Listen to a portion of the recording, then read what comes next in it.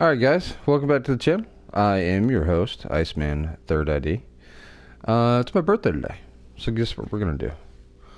We're going to do permadeath for my birthday. What more fitting is there to do than permadeath for your video? For your birthday. For your birthday extravaganza, for your birthday special. Is there anything more fitting on your 39th birthday than to do a permadeath extreme challenge? Let's do it. I was going to have a couple other people on, but looks like everybody's busy. So, I'm here by myself. I'm going to get my stream going here on my phone so I can say what's up to you guys in the comments. Somebody's already in the comments, surely. No, somebody's watching though. Alright, so I don't know where we're going to wake up. I know that we're going to be in a heap of trouble when we get there though. Captain Pauser, thank you, bud. Appreciate that. Captain Pauser says happy birthday. Thank you, Captain Pauser. Hopefully we're going to have a few more guests on the show than just me dying. That's not very interesting at all. Just watching me die, I don't think. So, let's see what happens here.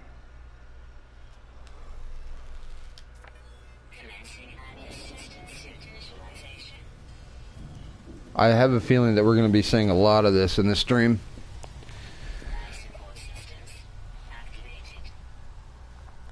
Life support systems are activated.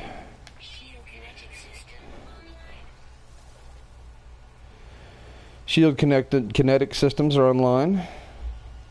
Welcome to it. Aaron Snow, welcome to the show. Thank you. Thank you for the happy birthday wishes. That's awesome.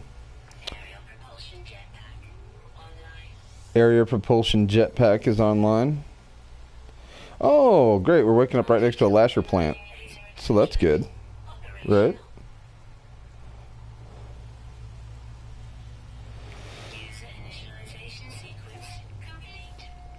Okay, here we go. What are we looking like here? We got toxic clouds, typical, copious, and something.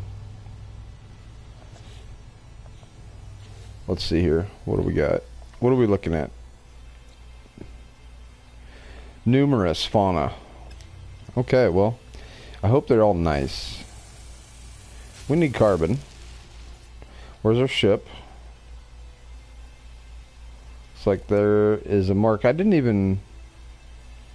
That's weird, because I didn't even scan yet. So maybe it scans for you the first time or something? Because I sure didn't scan yet, and there's already a question mark over there. Alright, well... Is it not going to tell me where my ship is? Oh, there it is. It's in that bush. 4 minutes and 42 seconds. That's not bad. That's not bad at all. Do we need nanites yet? I really don't think so. I really don't think that we need nanites yet. Aaron, if you want to come on, you're more than welcome. Of course. Just shoot me a request. I've got it in a closed group today. So shoot me a request. You're invited. You know, if you want to come in, hang out, talk.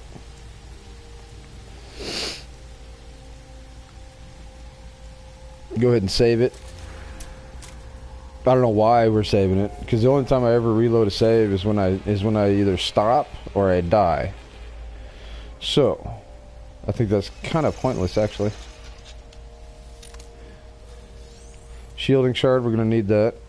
Alright, let's go over to the question mark. Where was the question mark?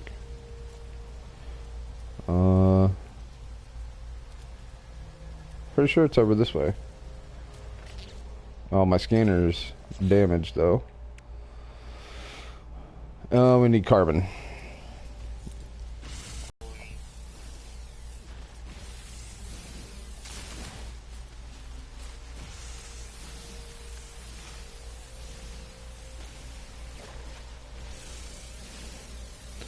So I hope you guys are enjoying your days today. I enjoyed mine. I got $20 And I got a planet named after me by some dude that is chasing another dude. So that's always good. Oh wait, I actually have to fix it now.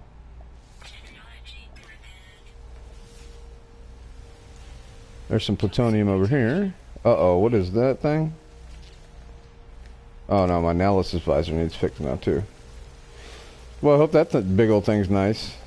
He doesn't look very nice. Wouldn't that be crazy if I, in survival mode, or not survival, but permadeath mode, I actually was like born in the hub? That'd be weird. That'd be pretty cool though. Where's that question mark I saw? I don't know, but I need to get into some shelter. It doesn't look like there's an extravagant amount of caves around here. Actually, while I'm out here, I need to go get that plutonium. I've got, happy birthday, Iceman. Hey, what's up, Flurb? If you feel like coming on the show, come on the show. Some of those green question marks just show just because they're close by. Okay. I had no idea. You learn something new about No Man's Sky every day. You learn something new about No Man's Sky every day. We definitely need to use that shielding shard. We're going to get Grizz Wolf on the air here, on the channel, and Grizz is our good buddy Aaron Snow, aka Snowman Sky.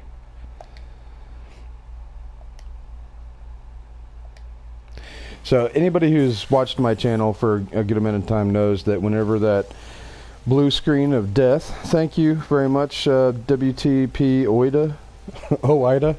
I don't even know how to say your name, dude, but thank you very much for coming to the show.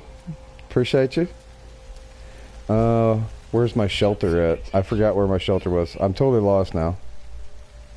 There it is. I probably shouldn't be jetpacking around like that, but it seems a huge waste if I get stuck out here and then I gotta go sit inside and all that stuff. Can't be on the show until about 9 or so. Goodness gracious. This is going to be a long show if I have to wait that long for Flurb to come on. There we go. Hey, there's Grizz. What's up? How you doing, Aaron? Oh, I'm good. I'm good. It's been a while since I've talked with you. Yeah, I know. I noticed that. I was thinking that a couple weeks ago. I was like, man, where is Aaron? Yeah, I just disappeared off the face of the earth, I guess. You sure did. What you been up to, man? Well, you had some sort of special project going on at Area 50, Aaron? Well, sort of, I guess. I was, I told you before privately that we were fixing to do a play, Oklahoma play. Right. And so that's what started up, and had to go through all the rigmarole and stuff like that. And apparently I'm a part of the ensemble. So I saw that on Facebook. I saw that on Facebook. Congratulations, though. That's good. Yeah, I'm sort of a backup singer. like you said, your voice doesn't really come through. The bass of your voice doesn't really come through over the phone. Yeah. So, I know there's a lot of stuff it doesn't work on, but anyway, you've got a beautiful singing voice, though. I can tell you that right now. Oh, well, thanks. You're welcome. I didn't really have a choice on that. You kind of do or you don't, but anyway, I like singing. I like doing things like that, and anyway, the play sort of gets me out of the house and interacting with people, face to face. Right. And that's a good thing, I think. Right. So I agree. Now I want to know. Uh-oh, here it comes. Here it comes. I've been hitting back and forth. I want to know more about this thing, these tapes, and this connection. I've been hearing bits and pieces. I know Cobra's been talking about it. What do you know? Come on. You've been digging into it. Well, this will take the entire live stream. Oh dear. So I can't without really putting me or anybody else's reputations in danger. I really can't say as much as I know. Can we accept that for right now before I get this started? Well, I'll make this allowance just once. Okay. But I yeah. I mean, that's it. It just is what it is. I know a lot, and then a lot of what I know is somewhat speculation. It's kind of like a gut feeling type of thing. Yeah. So here's my gut feeling. My gut feeling is that this channel this 24-hour-a-day channel. Yeah. We're playing an alternative reality game. That's going on. Yeah.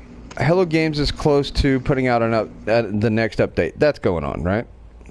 Mm-hmm. And then we got this dude who is tying his channel to the alternative reality game, whether or not that is by design, or he's just clever and has decided to piggyback off the ARG. Don't know. Yeah. We are going to find out. I'm sure by the time this is all over with, we will find out. I also believe that he is close to finishing his, live stream. I believe that. I think we're on the last iteration of a 16 by 16 live stream, which would be 16 loops of 16 hours, right? When he reset his channel this morning, it was at like 239 hours, something like that. Anyway, that leaves 17 hours for the last loop of the live stream, and that would make 16 of 16, right? Which was one of the clues, 16 to 16. Mm-hmm. So I think we're in the last loop. Now, after that last loop happens, who knows what's going to happen? Could be nothing. Could be we hear some news from Hello Games. It could be anything. I mean, that's the problem with this whole thing, is just kind of let your imagination run wild with it and see where it takes you. So, if you narrowed it down to some specific questions, I could probably answer you a little bit better. Does that make sense? Yeah, I guess, but none of this makes a whole lot of sense. I like to look at it from a people's perspective, just a natural, some dude out there thought he's going to be clever and give everybody, a reason to scratch their heads over and which is wonderful, actually. It's perfect for a situation like this. And somebody just sitting there, perhaps free advertisement, he's coming up with something clever, or they could be integrated with the game somehow with Sean Murray. That would be cool too. I mean, that would be better, of course. But, like you said, sort of integrating the advertisement of, what was that game called? I forget again. I mean, I don't look at it. There's a game that sort of people are taking clues off of. Oh, the Waking Titan alternative reality game? Right. Right. And how does that fit into this? I guess a more specific question. Well, that's the nature of the. Have you ever played that game Clue? I think so. Where everybody kind of plays a part and nobody knows really who you are or who did it. Yeah. Well, that's kind of like the movie Clue, where everybody gets invited to this house. Everybody's got an invitation. Nobody knows who all the players are. You're meeting them for the first time. And you're all trying to figure out a mystery within this house. And it feels like there may be some sort of timer or deadline. Like, by dawn, we need the murderer and the murder weapon. That type of thing. Mm-hmm. And people just keep on getting taken out of the game. Yeah. That's kind of what it's like. That's what an ARG is. And I believe that they're using it to promote the launch of the new update. Let me catch up with the stream here. Hey guys, Boone, good to see you. Daniel Hipley, good to see you. 44 Redbeard, what's up, man? Best way to do it right there. Portal hunting. That's what Daniel Hipley says he's doing. Conspiracies and rambling are the best ways to kill time. Yeah. I agree. I agree. Is Waking Titan a real game or a reference to the portals? It could be both, Redbeard. It could be both. It could. Are you talking about like a real video game? See, that's. I think that's where people are getting confused.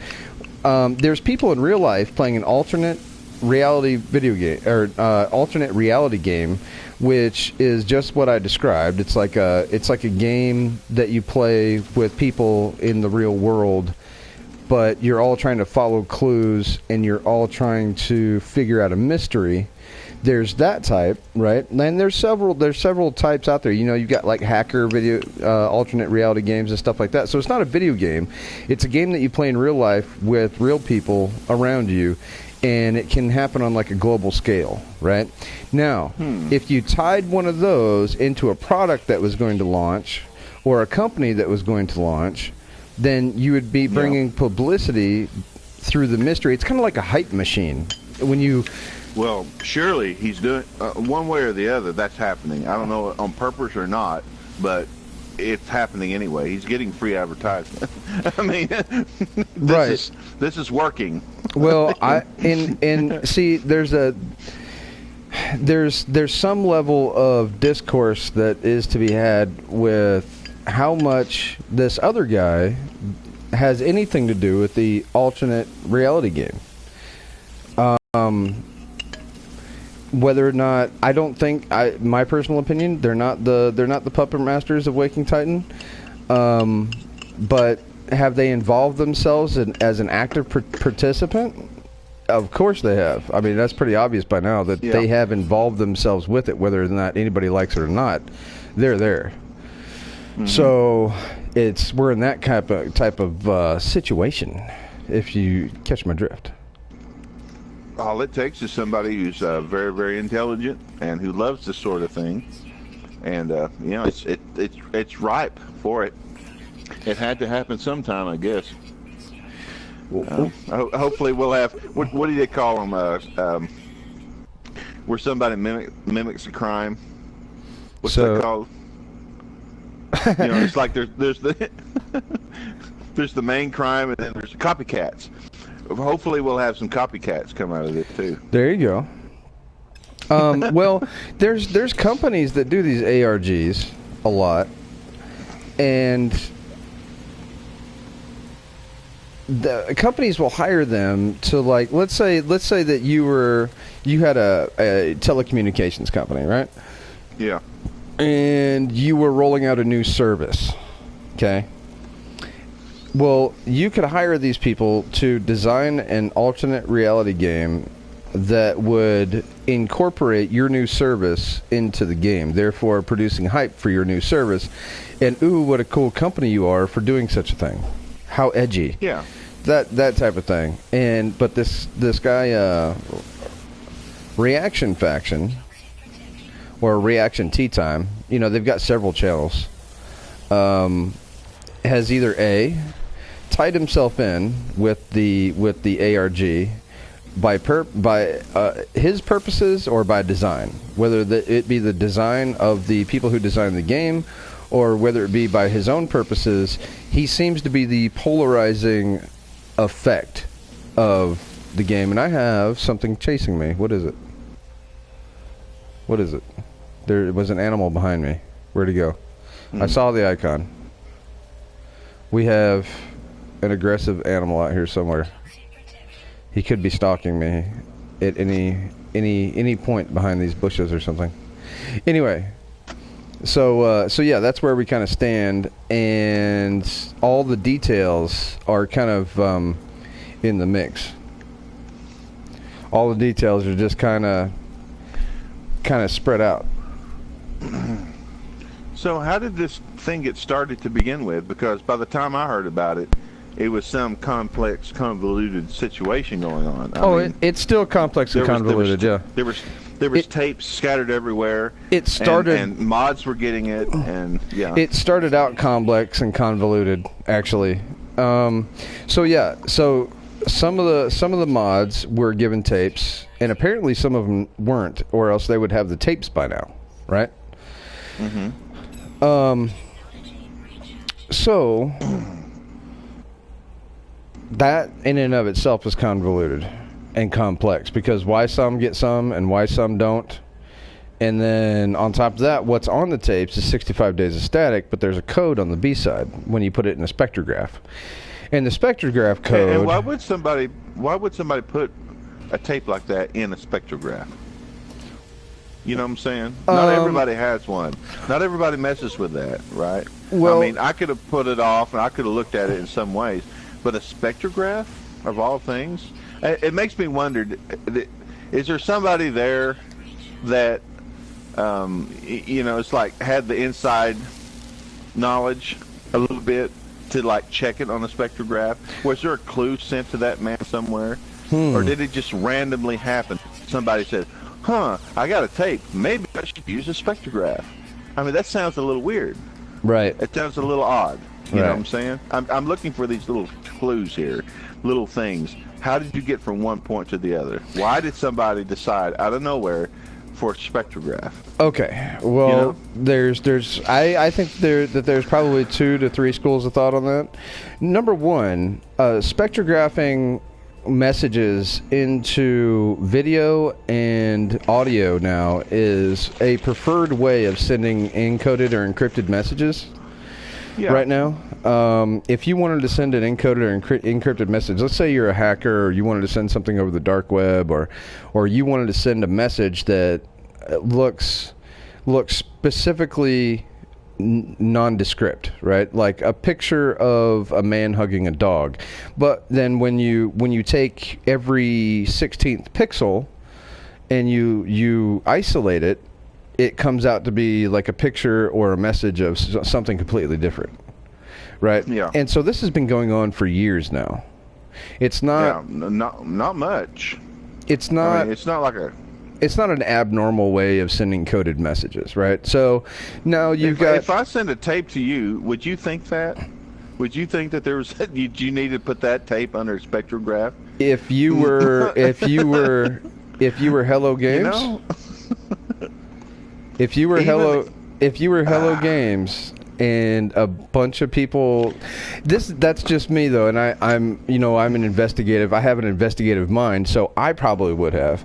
But now, what you're thinking is that somebody had to have been had foreknowledge of this, and somebody told them, "Hey, mention that you need to put it in a spectrograph."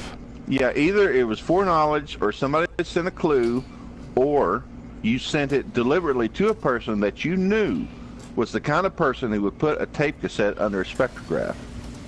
Otherwise, you just throwing it away. Well, we are talking about dudes on Reddit, too. You know what I mean? Yeah. These are technologically adept guys. We're not talking about an image. We're not talking about just a sound file. We're talking about a cassette tape.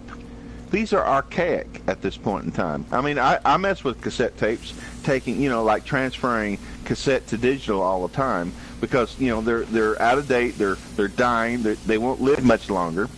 There's not too many cassette tapes out there that they have a set date, they have a set lifespan. I'm sure there's somewhere they're making more cassette tapes. I'm sure there's people out there still making tape players, but there can't be very many of them. Right. Sean Sky, welcome to it. It's an archaic technology. Colt, welcome to it. Sorry. Yeah, it's fine. But you see what I'm saying? It's an archaic thing. It's you're taking the old style and trying to make that leap from taking an archaic cassette tape, trying to find a cassette player, then putting it in there, and then transferring it to digital, and then turning around and deciding to put it under a spectrograph. You have to know who you're sending it to, or you have to give them a clue to look at it, because there's just too many variables. What are you insinuating? I'm just what I said. I'm just saying that either the person knew, either the person already had foreknowledge of it, they were given a direct clue, or the one who sent it knew exactly what that person was going to do. Right. When he got it. Right. Just naturally, like, that person is a very paranoid person. That person is known for sending, checking out images and looking for hidden messages, and that person is going to look for the clue through this through this cassette tape. Well, okay. I'll go with that. And you want me to either confirm or deny my knowledge of that situation? No. Is that what you want me to do? No. Daniel Hipley says ? Okay. Let me see here. Please move on from the cassette being archaic. Okay. Richard Perkins says, happy birthday, Iceman. Thank you, Richard. I appreciate that, bud. The Alcoholic 27 says, happy birthday. Thank you. I'm sorry. Go ahead. Well, I'm 37. I used to record stuff on cassette tapes myself. Right. So, I mean, it's been a while since I've seen cassette tapes. Yeah, right. And we're if you look at all the Reddit mods, they're all really kind of, in their early or late 20s. I'm not saying that they don't know what cassette tapes are or anything like that, but I'm pretty sure that they didn't, record Rick D's top 40s when they were a little kid on cassette tapes. Right. That's our stuff, Right. That's what we did. So yeah, I see where you're coming from with that. Now, what did we find on the cassette? The word portal, the code, the numerical code. Once you put it through ROT 13 hexadecimal, you turn it into a hexadecimal, right? It was a hexadecimal code. Then you ran it through ROT 13. Then you translated it into English, and it spelled out the word portal. Right, and this is all in my head. I'm not looking at any notes or anything like that. So, if I mess anything up, I'm sorry, guys in the chat. Are you listening? This is interesting. Dark by Design. What's up, Dark by Design? I've seen you lurking around other stuff. Anyway, so okay, we find the tapes, but we've only got some of the tapes, and they all say the same thing. They all say portal, right? Yeah. So. Okay, they all say portal. Now what? Now what do we do? And so all of a sudden, these websites start popping up, Waking Titan websites. Yeah. Right. And then somebody finds a comm ball in the game, and I'm not sure who found it first or anything or how they got to that location. I don't really remember. I think there was a top secret file involved. Not sure. At any rate, they go to this location, and it says loop 16 error, and then it gives a code, right? Well, that code, when translated, turned out to be, I think 16, the first part, 16, was the code to the Waking Titan website.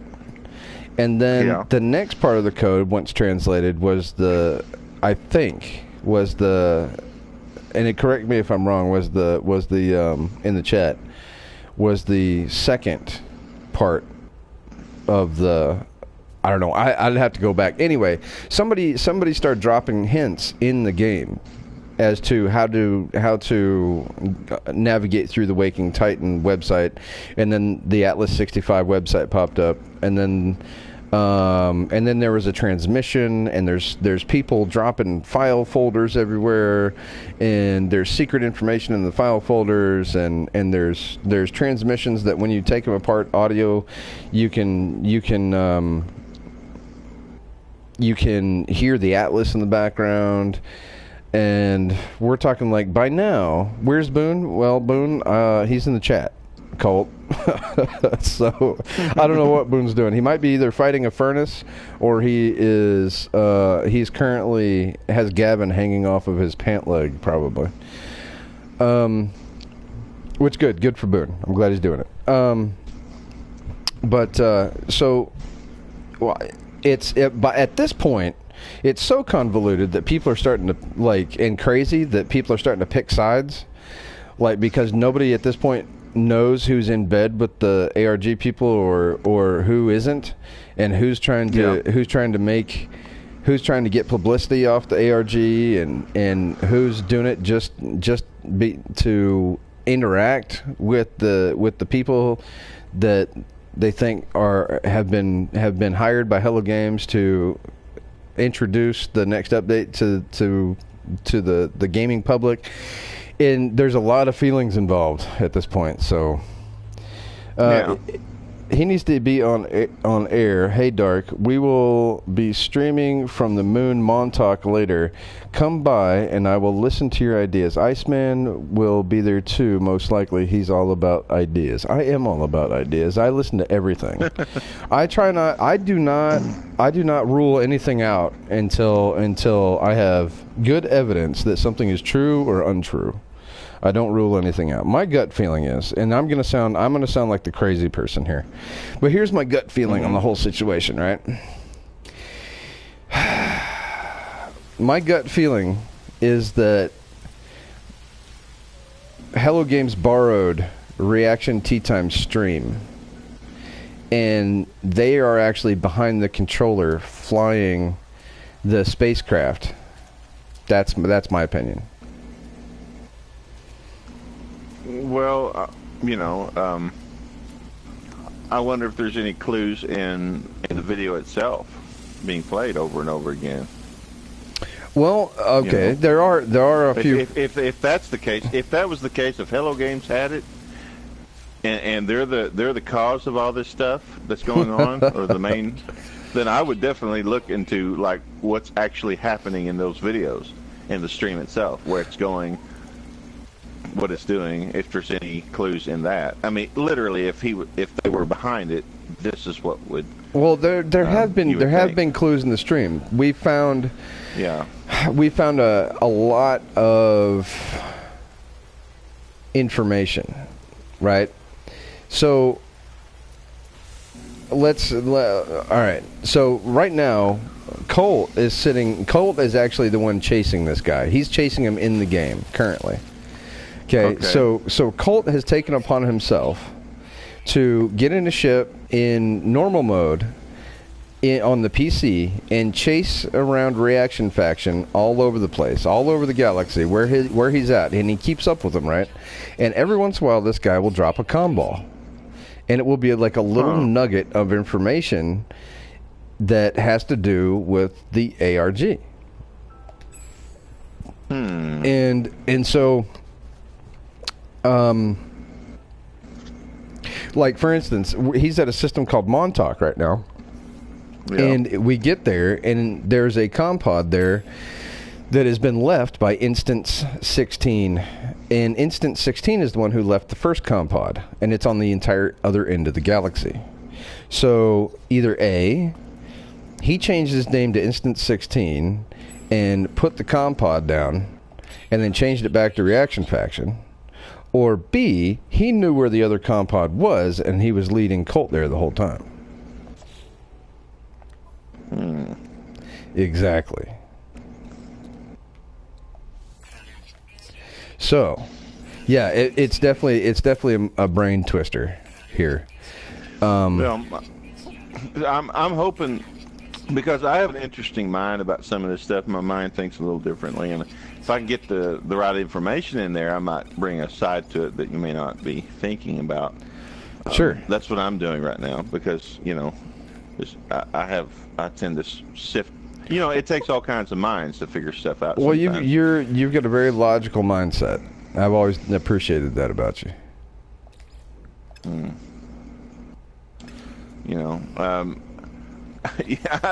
I don't like taking away a mystery too much, because there's a certain amount of fun in it. And if he's on his last cycle, I mean, we're probably going to find out something soon. I'd hate to have a set of clues that went nowhere, or that it was so complex that no one was meant to find it. And also, I shouldn't say this, but sometimes when you uncover, or you're looking for clues to a situation or to a thing, sometimes you uncover other clues that had nothing to do with your problem, your initial problem. Right. That's kind of like you end up finding another trail. Yeah. Right. That's kind of like, and a lot of them look really good, but ended up to be dead ends. Kind of like when Montauk, when we hit the planet Montauk, right? and there was a coded message in the master copy of the audio that we found. And whether or not in the comments you believe it's the master copy, I believe it's the master copy. Okay? So, because there's some speculation whether or not that's the master copy. I believe it's the master copy of the audio, and it came from a link that was given by Reaction Faction. Okay? Well, in the background of that spectrograph, you can see numbers, and the rest of the spectrographs you can't. So I figured that that's probably the master digital copy of the spectrograph. Okay, in the numbers behind the code, there's like a watermark back there, and if you lift the code off the watermark and just study the watermark, it says meet in Montauk. Right? And we figured out what the code meant right as we were getting to Montauk. It was a planet that he had named Montauk. Well, if you go to the website, Meet Me in Montauk, or Meet in Montauk, if you go to the website, Meet in Montauk, and you search for 1616, like Montauk 1616, you will come up at a website called Meet in Montauk, at a page whose title is Meet Me in Montauk. Then it's got the 1616th song of the day is Adele's Skyfall. And you read the lyrics of you read the lyrics. Man. You read the lyrics of Skyfall, and it sounds like when this last loop that he's in, because I figured out that loops of 16 hours, when you add it all together, if you have 16 loops of 16 hours, it's just 256 hours. It will be over in about 8 or 10 hours now. And in the lyrics, it looks like whenever the loop's over with, it'll be over. Like he's telling us that this last loop is the last one, and then something's going to happen. Like the chips are going to fall where they may, and we'll see where everybody's at when it does. The gauntlet's going to be thrown down as soon as his broadcast goes off for the last time. Well, I hope nothing gets blown up. Right. Because there's a certain amount of, within a set period of time, you have not figured it out, a building would be blown up, or something like that. Just didn't uncover the last clue in time. Somebody dies, Oh, man. It's like, we're in Speed 4. And Colt is Keanu Reeves. Yeah. Okay, so Sean Sky. What's up, Sean Sky? Oh, man. Sean Sky says, no, it was instant 16 status. Yeah, you're right. And he says we all do. Yeah, chat. They want me to link Colt C to my site in the chat.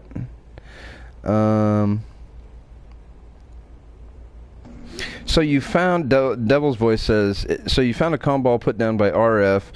If so, what did it say? And so here's where we're at now with the comm balls situations. We found 2 before today. One of them was instant 16 status, and the other one was instant 16 status that left both the comm balls. Now, I saw Reaction Faction. Actually saw him with my own 2 eyes.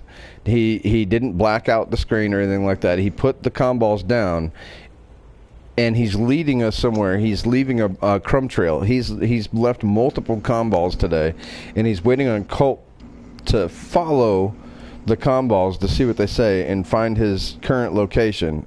And he's got a comm ball waiting at his current location right now in the game. And we're all waiting with bated breath to see what Colt comes up with the comm balls. Hey, what's up, Andy Krychek? We're working on dying in permadeath mode. So there's that. That's what's up. And Snowman, Aaron Snow, wants to know the skinny on what's going on with, and I don't blame him, what's going on with all this intrigue and I don't know, secret squirrel stuff we got going on. So I'm bringing him up to speed. basically. Now, what's going on in the ARG right now is we're waiting on, there's supposed to be a transmission that we are waiting on that is supposed to be happening on the 17th. But here's the crazy part is that Reaction Factions, if this is the last loop of his series, which he restarted, here's why I know, what confirmed it for me that he's in a 16 by 16 loop is that this morning when loop 15 was over with, he reset the stream. So he streamed all the way up until 15 was over with and then restarted the stream, and now he's on loop 16. And on his channel in the music it says 16 of 16 and in the music, but it's been doing that this whole time, but now it really means something now that he's restarted it at the 16th loop. So, that being said, the loop is going to be over with before the next transmission. So, in the meantime, while I'm waiting on the next transmission for the Waking Titan ARG, I am pleasantly surprised, or it's my pleasure really to be entertained by all the nonsense going on the Reaction Faction website, or the Reaction Faction live stream. So, at the very least, now, I would like to explain his stream a little bit more. Okay, his picture on the top right hand corner of the stream. That picture has been that way for the whole stream, right? He hasn't gotten up to go to the bathroom. He hasn't. So that's the part that's on the 16-hour loop. Now the gameplay part is live. Somebody's actually playing the gameplay, right? Really? And that's live. Every time they go to sleep, every time they go to the bathroom, every time they get a beverage, every time they have to stop and get away from the computer. Now they're in creative. Okay, so nothing can hurt them anyway. They just leave, let you look at something pretty, and go do what they have to do, whether it's take an 8-hour nap or go to sleep or whatever they're doing. They go, and then when they come back, they start moving again.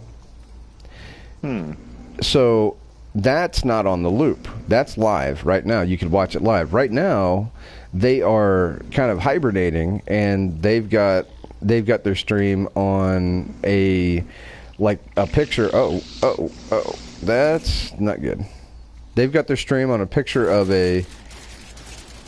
some animal that they found that looks kind of derpy, and they haven't moved for hours. So now we're just kind of waiting on Colt. You know, if you look through the footage, if somehow you could, and you could tell when he was off and when he was on, you might be able to estimate his sleep cycle. And perhaps you might tell what part of the world he is at, maybe. You know, I mean, it's all vague speculation, but, you know, that's something. It's something, right. It's like you know, he disappeared for 9 hours. Everybody's kind of same time per day. Everybody's kind of wrote this dude off as a troll and everything else, and I haven't seen any evidence that the guy's a troll. Like a troll, like he is trying to profit in any way, or trying to detract from what we have going on in any way. Like, as a matter of fact, he's helped us out a little bit by filling the gaps in between transmissions, and we've gotten one of the passwords to one of the websites. Not that we wouldn't figure that out, but who's to say that he's not playing the game too? You know, are we going to pick and choose who plays the game? As far as I know, this is a worldwide game that anybody can be a part of. You know, this is an inclusive game. And No Man's Sky, what's up, bud? He put he put Morse code in the chat. Thank you. I have no idea what that says, and I can't translate it right now. Reaction is from Denmark. Good point. Let me see. Banana Republic, what's up? Sean Scott said the timing matches up with the UK time as well. Exactly. Yep. That's true. And I mean, I would take somebody paying attention. Perspective. Yeah. Yep. I'll call the Alcoholic 27. Thank you for translating No Man's Sky. He said perspective, and that's exactly what it is. perspective. So, here's what I'm gonna try to do before anybody gets all crazy on here and starts, because I know what's gonna happen. The last couple of videos that I've had, the last couple of live streams that I've had, we've had some trolls, and trolls are kind of they entertain me, but not everybody likes trolls. So what I'm gonna do is I'm gonna bring up the live stream on my PC while we sit here and stare off into the distance. I know that this is super exciting. But I'm going to bring up the live stream on my PC, and I'm going to assign some moderators, because I can. How's that sound?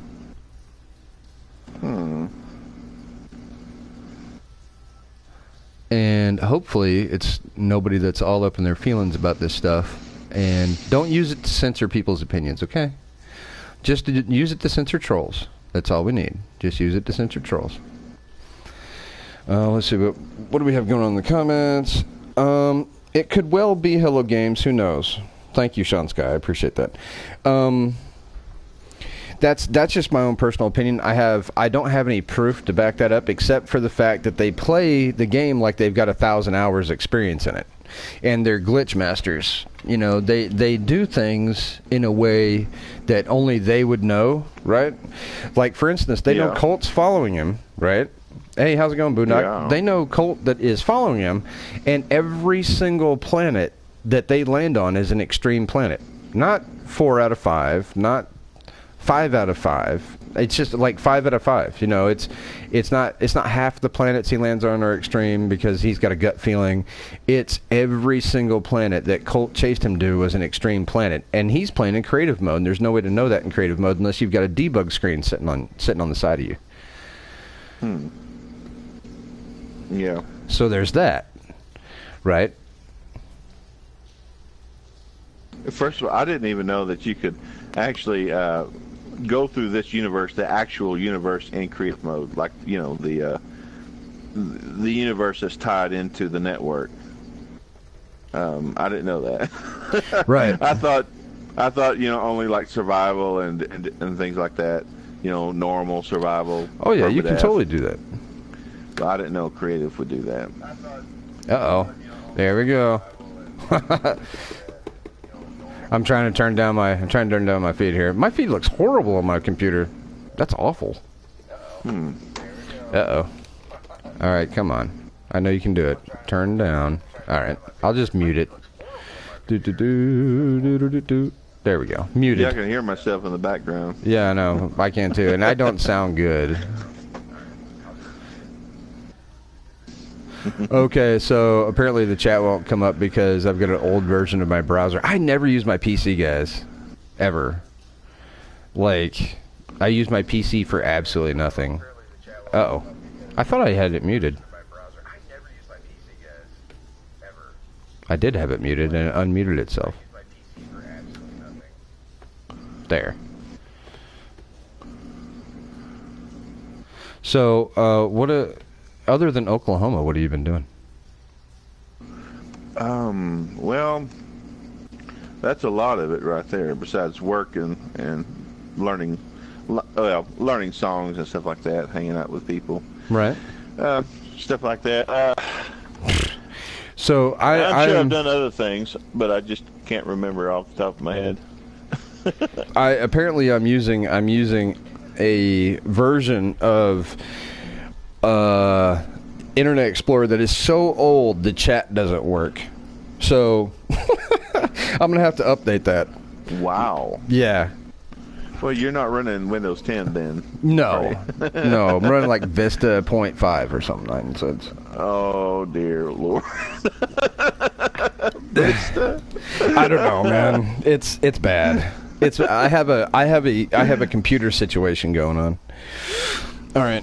So hopefully I haven't backed myself into a corner I can't get out of on the game here. We've got 31 people watching, and I've been in a cave trying to assign moderators. This is not good. It's not a good situation. Now, if Boone would ever get off his butt and get in here, that'd be cool. Well, I think they're probably also paying attention to the depth of the conversation, because honestly, that's pretty deep. I mean, this whole thing with the code and and with the tapes and the Waking Titan. It's pretty interesting stuff. And you know, that's the kind of crowd that my guy sort of play. Those who are explorers, investigators, those who are interested in the unknown, because that's what the game is about, is the unknown, unexplored. Right. Lost, but yet not really being lost. You know, just sort of what will you find, what will you discover. That's what I've hoped that Sean Murray will further, you know, much further. I mean, adding like landmarks, adding reasons to go out there and explore and uncover things, sort of like the Atlas Path, only on a grand scale, right? You know, or a massive scale that you need all these clues to really understand the meaning behind everything, you know, just or to unlock something that you know, just the mysteries and exploration. It's a beautiful thing. I mean, we're so ripe. This community is so ripe for it that you know, that person who did us a favor by adding those clues to the game, in a way, is sort of like a hero, because that's the kind of thing that we want. Right. You know, so, well, a lot of us want. You know, maybe I can't speak for everybody, but it's really cool. Yeah, I mean, I like that. Somebody that. had the mindset to send out cassette tapes, to put in a code in a spectrograph. I mean, to be able to just to put that stuff within the sound on a cassette tape. Yeah, seriously. No, I agree. I think it's really neat. I think it's fun. It's engaging. It definitely gets the community involved with whatever's coming out next. You know, we're already. Look, here's what I figure that it's about. Right, all of us are already waiting on bated breath for what's going to happen on this next update. Right now, what usually happens? Yeah. What usually happens with the next update? Disappointment. what usually happens on the next update, as far as like on the internets, right, like on the interwebs, is that we sweat the update so much. Somebody ends up leaking some information, and okay, here's what's gonna be the next update, and people start making videos about it, and you get the biggest of the biggest guys talking about what's gonna be in the next update, right? And it kind of lets the cat out of the bag before it's supposed to be out of the bag, right? Well, in this instance, I think what they figured out to do is if they keep everybody occupied on something that is loosely associated with the game, but not necessarily the game itself. Have you heard about any leaks coming out? Does anybody know what's in the next update? No, it's because for what, I don't know, since the 5th, which is like 10 days, everybody's been concentrating on the tapes, or you know, whatever. They haven't been concentrating on the next update, I can tell you that, because if they were, we'd already know something about it. Yeah. Right? Because somebody would be up Hello Games' butts trying to figure it out.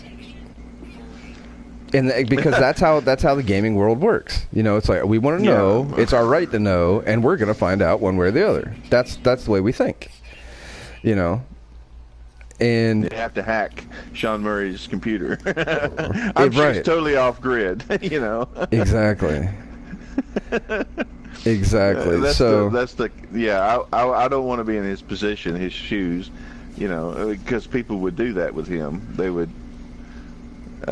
He's probably in an underground bunker right now, with no outside access. All these aliases and stuff, you know. Even the mailman can't find him. Right. See, now, of course, Devil's Voice. Now, see, I there's an assumption in what I just said, an assumption that I'm making, that this has anything to do with the next update. Right. I mean, the timing would make you think that, right? But I have absolutely no proof of that. But the timing is telling, right?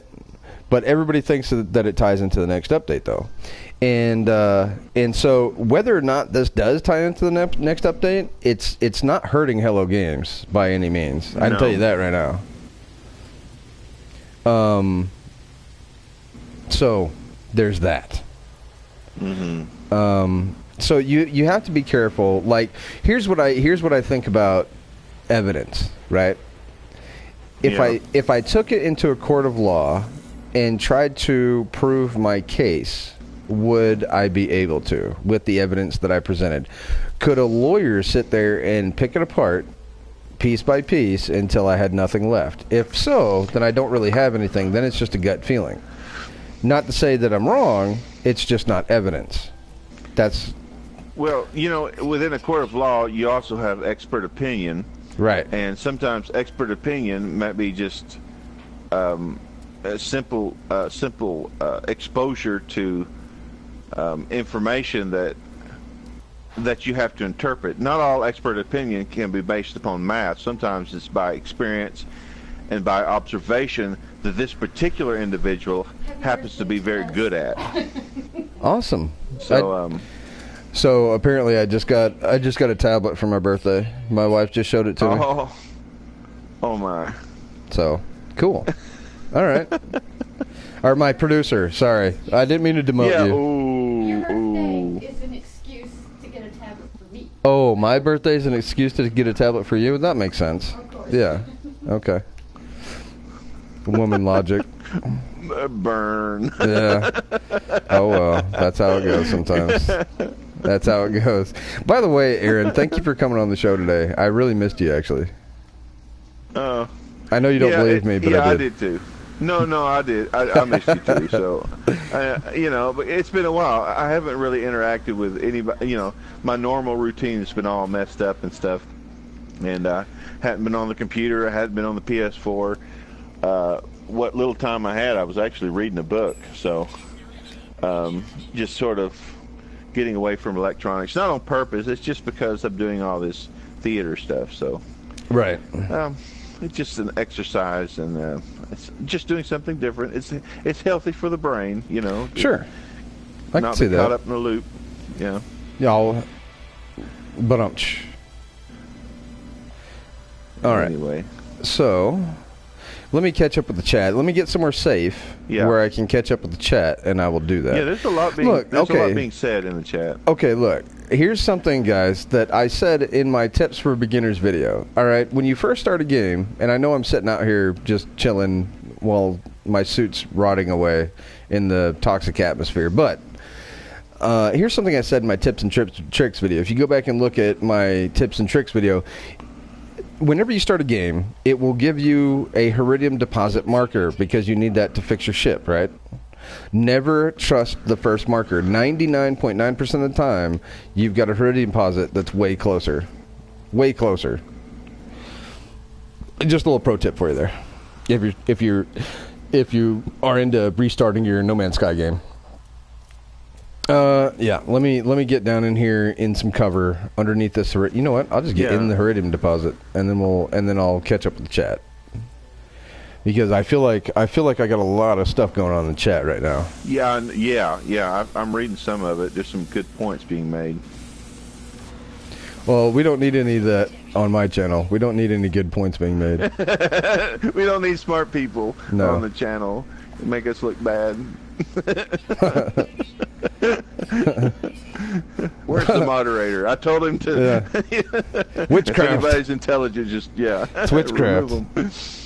All right, so let me scroll up here, and I'll start addressing this as fast as I can. Easy G, what's up, Easy G? Welcome to the chat.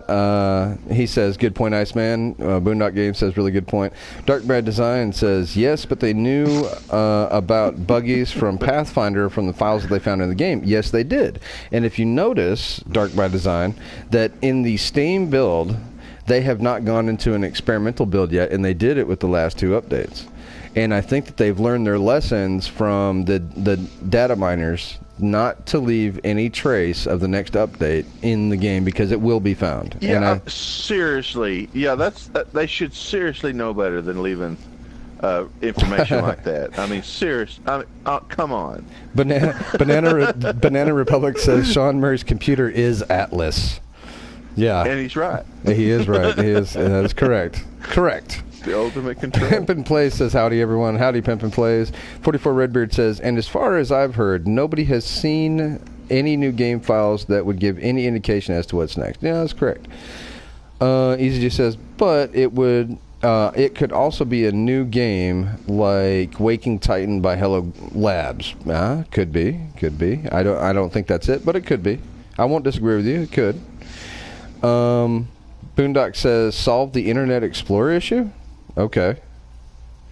44 Redbeard says, be careful, Ice. It may be your birthday, but she can take it away from you. Aw, she already did. Sorry, 44 Redbeard. Yeah, it's gone. Yeah, it's gone. She just showed it to me. Like, she rubbed it in my face. Like, hey, happy birthday. Look what I got for me. All right. If the ARG is Waking Titan, is not No Man's Sky, SM is in for some more hate. Quit that. I'm talking to my son. Sorry. Yeah, Sean Murray. Sean Murray is in for more hate. Oh, Sean Murray. Know. Yeah, SM. I don't know. It's kind of interesting. It's a side thing. It's a tangled web that we weave, is it not, 44 Redbeard? Banana Republic says, good on Hello Games. By getting that tablet. Yeah, well, we still got to get the tablet set up, so there's that. But, yeah, good point there, Boone. And, Boone, I don't know why you're not in here right now. That's all I'm going to say. And Flurb and Gaming Mike and everybody else who's ever been on the show, you are all welcome to my birthday party. And you're all welcome to watch me die after doing countless arbitrary tasks to survive. You're more than welcome.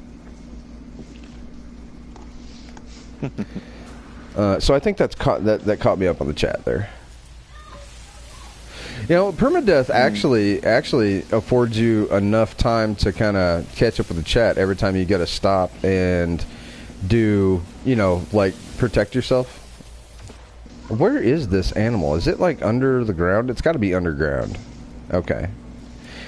I've got a very aggressive animal underground that does not like me whatsoever. Now, if I can just get to my ship, we'll be good to go. Okay, let me see here. We got 250 of that, which means I think we can fix the ship, and then all we have to do... Nope, I need 320. Then all we have to do is refuel everything, and then we can take off. Not that I'm necessarily ready to do that. I might just stay on my home planet. Wouldn't that be crazy if I didn't die on my Permadeath live stream on my birthday? That'd be nuts. So, today, I was born on JY807. That's the planet name. Unjensniv. JY807. 7 pounds and 3 ounces. It's a baby boy Iceman. No, that's not what happened. It's an icicle. Yeah, it's an icicle. That's not what happened. Okay, so we got enough to fix our ship. We got our ship repaired. I don't know why I had 3 extra carrot sheets. I don't know what's up with that, but whatever. How'd that happen? I think I was talking at the same time I was doing other things. All right. So now, where is my ship? My ship is 6 minutes and 11 seconds away. I think we can swing that. That doesn't seem too terribly long. We accomplished a journey milestone. Kill 4 lacer plants. No, it's starship repair. I don't think killing lacer plants is a milestone, even though it should be, probably. Yeah, that would be a fun milestone. Right. I mean, revenge. Yeah. Seriously. All right, here we go. Time to take a look at the chat again. We can't blame Sean Murray for everything. Sure we can. Yeah. Sure we can. Why not? Why not? Yeah, I mean, it's not like he's defending himself. Death to all whip vines. Boondock says, got a little man and the fiance's not home yet, but I think I might hop on for a second anyway. Just give me a few. Okay. Well, you've got a standing invite, so if you can't get in, just shoot me a message and I'll give you another invite, Boone. So So yeah, there's that. So you guys are pretty much up to speed with what's going on currently. I mean, I've brought you all the way to the current situation where Colt is chasing this guy around the galaxy. I mean, tirelessly, really. This dude's Colt is a hero in this situation because he has not given up on this lead. He hasn't believed the naysayers. He is going to go forward with this no matter what. I talked to him on the phone. Okay, guys. Okay. And I want you to know that Colt is a real person. He loves the game. He's a fan of No Man's Sky. He's not looking for views on his channel. He wants to solve the mystery just as much as probably a little bit more than everybody else does. Really, if I'm to be honest, he's a little crazy. He's a good dude, and he just wants to solve the mystery, and he's the only one that's actually gotten off his butt to follow this guy across the galaxy on PC. Well, no, that's not true. AGT was doing it for a little while too, but AGT had to break off and do other things, and real life called and stuff like that, and Colt's the only one that's really stayed in there and really hounded this guy to death. So good job, Colt. I want to say that to you on my stream there. I hope for Colt's sake RTT isn't a troll. I don't really think that Colt's got anything to lose if he is a troll. You know, except for time, and Colt's enjoying what he's doing anyway, so that's not really a big deal if he is a troll for Colt anyway. Now, for me, if he is a troll, I'm going to be disappointed. I will say that, if he is a troll. I don't think he's a troll yet, but I will be disappointed if he is. You can bet Sean Murray will get the blame if it turns out Hello Games are not part of this AGT Waking Titan. Yeah, I'm sure he will be. But if they're not, then what does that mean? You know, let's say that Hello Games are not a part of the ARG Waking Titan. What does that mean? I mean, because somebody's got to pay these people organizing this alternate reality game, right? It costs thousands of dollars to do something like this. And if the money didn't come from Hello Games, then where did it come from?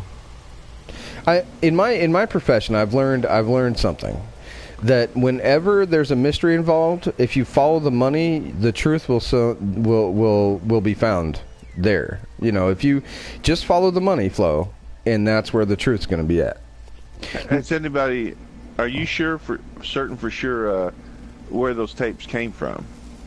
No, I didn't. I didn't receive a tape. Has anybody traced it? Because the post office system usually keeps up with stuff. Well, and here's the thing that nobody's pointed out, and just because nobody's pointed out, I don't think I'm the first person to think of it. I might be the first person to point it out, that I can literally address something from Hello Games and send it to you right now. Anybody I wanted in this chat, I could put from Hello Games, find out what their address is, and send it to you, and it will get to your house, and it will say from Hello Games on it. They will, just because you sent something from the wrong address does not mean that they don't ship it. Yeah, but it does have to go through certain places. It does get marked. There's a certain amount of tracing. I don't know about everything, about every one of them, but like for instance, if it's marked London or something like that on the package where it went through London, or a certain post office or something. Most of the time, there's a certain amount of tracing involved. Well, it may not be exactly who did it or who dropped it off, but they can usually narrow it down to a city or something. I know that's the American postal model. I'm not sure how much the English postal model is. Well, the post office it's supposed to keep track of things.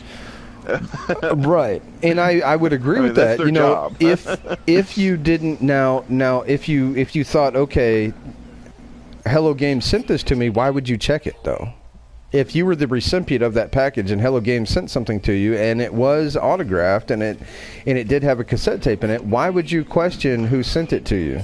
You know what I'm saying? Well, it also goes back to my original conspiracy idea that they just knew already exactly who sent this to them, or they knew, that's why they went to the spectrograph. They knew something already, perhaps, or something like that. This is what I was saying earlier. Right. That could support that idea that they just didn't question it. Right. They didn't think about it. Yeah, if they're smart enough to put it through a spectrograph, you think they'd be smart enough to try to find out where it came from. You would think so, and you never know. There might be. I don't know if they have or not. They might have tried it. At this point, there might be 7 Reddit moderators scrambling to find the packages that those came in right now after hearing this. You know what I mean? So to me, that's just common sense. I mean, surely you would want to know where it came from, and just like you said, just because somebody. I mean, for all I know, it wasn't marked at all. All right, so Sean Sky says you'd know if it was from the UK. That's true. That's true.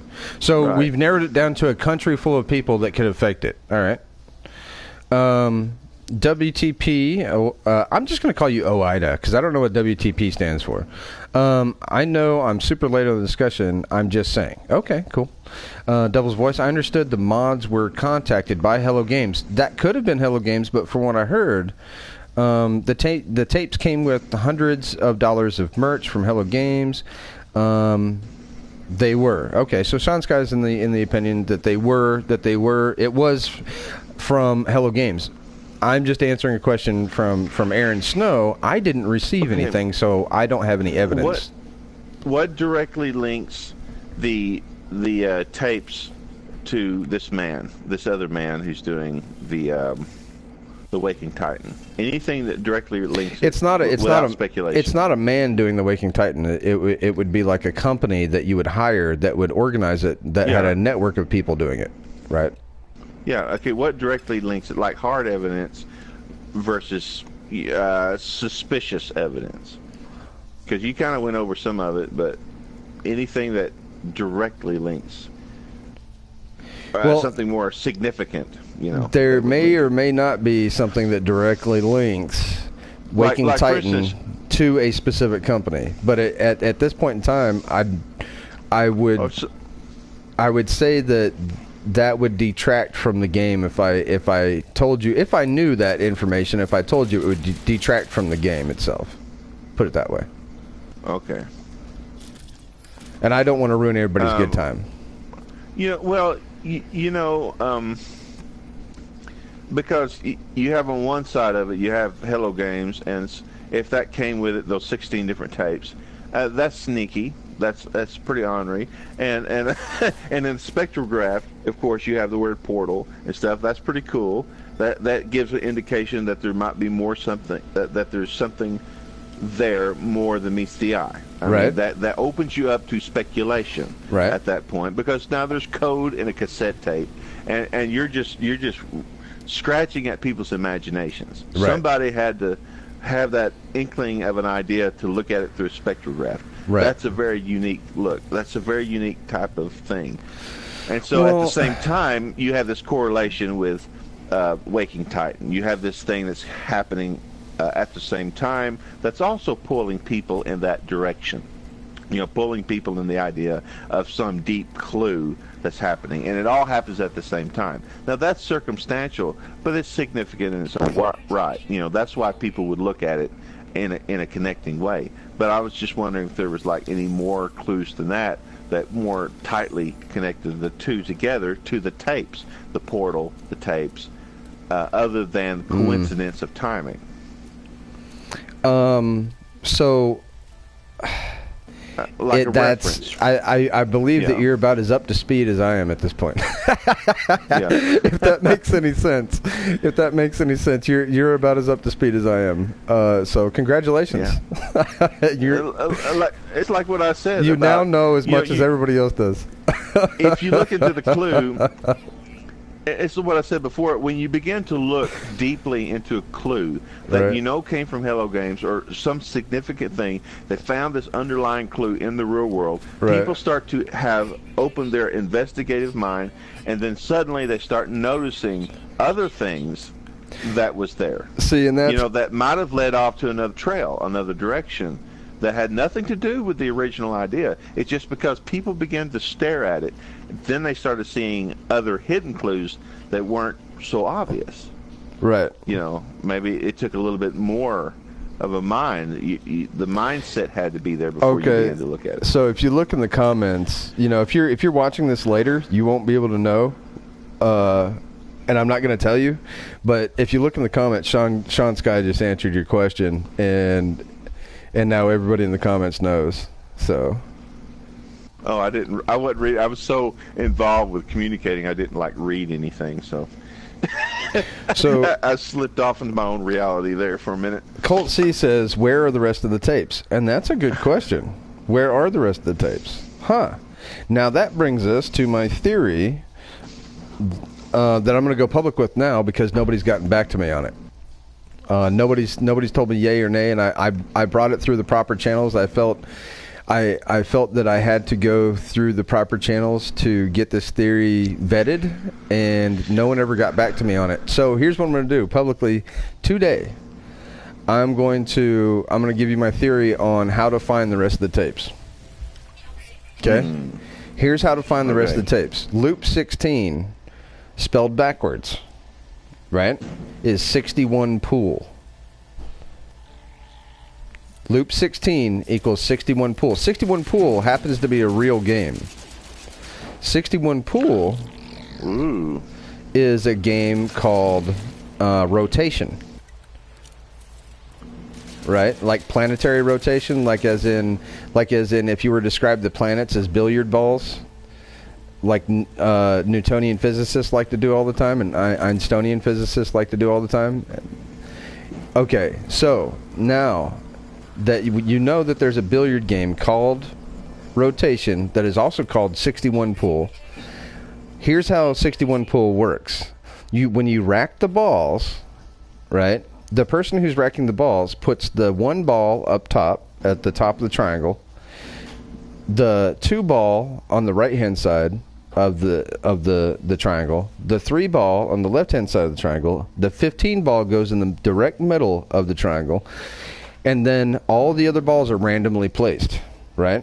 Well, how many tapes did we supposedly have? They were numbered 1 through 16. That gives you 15 balls and a cue ball. Right? Well, if you find tapes 1 and tapes 3, right, which we have locations for because they were sent and received. If you find the locations for tapes 1 and tapes 3, then you can find 2 and 15 because those are unaccounted for. All you'd need to do is use the geometry of the pool balls to figure out and real world locations. Real world locations. So if you guys want to know where the other tapes are, figure that out on map. Get the Reddit mods to tell you what the locations are of 1 and 3, and you can find 2 and 15. Exactly. Good luck revealing their locations. People like that are like, you will not know where I am. I am anonymous. I do not exist. Right. I don't know how they would find out their locations to begin with.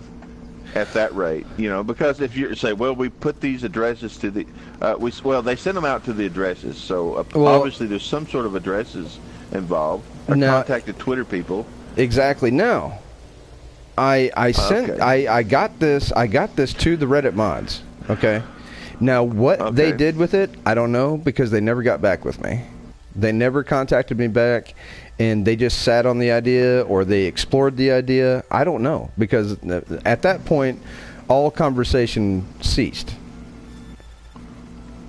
And I haven't heard anything back. The fact that you actually looked this up, that you thought to yourself, okay, let's say this backwards and let's put it into Google and see where we go. Exactly, and that's where a lot of my research is just from putting stuff into Google and see where it takes me.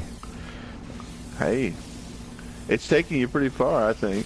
Yeah. Interesting. And so I think once we find tapes 2 and tapes 15, we'll have the pool balls set, and then the cue ball can crack the pool balls. But it's up to us to rack them.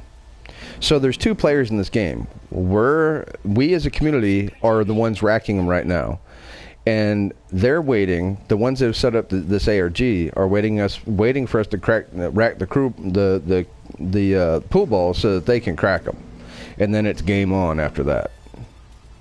Does that make sense? So get on as a community. we need to get on the ball and find the rest of those tapes, because just because we don't have the tapes accounted for. And here's another thing that the Reddit moderators haven't done. And you go to the original spot where they were accounting for all those tapes. Guess what you find? You don't find anything for about the last 3 days. 3 or 4 days, there has been nothing. Absolutely nothing. No talking. No, at least on my screen on the Reddit page. And I don't know if they've got stuff hidden on there or where the conversation's gone, whether or not they've taken it to Discord or what. But it's not on the Reddit page anymore. And if they're Reddit moderators, they need to put the discussion for the public on the Reddit page so that people can keep track of it. That's my 2 cents on that.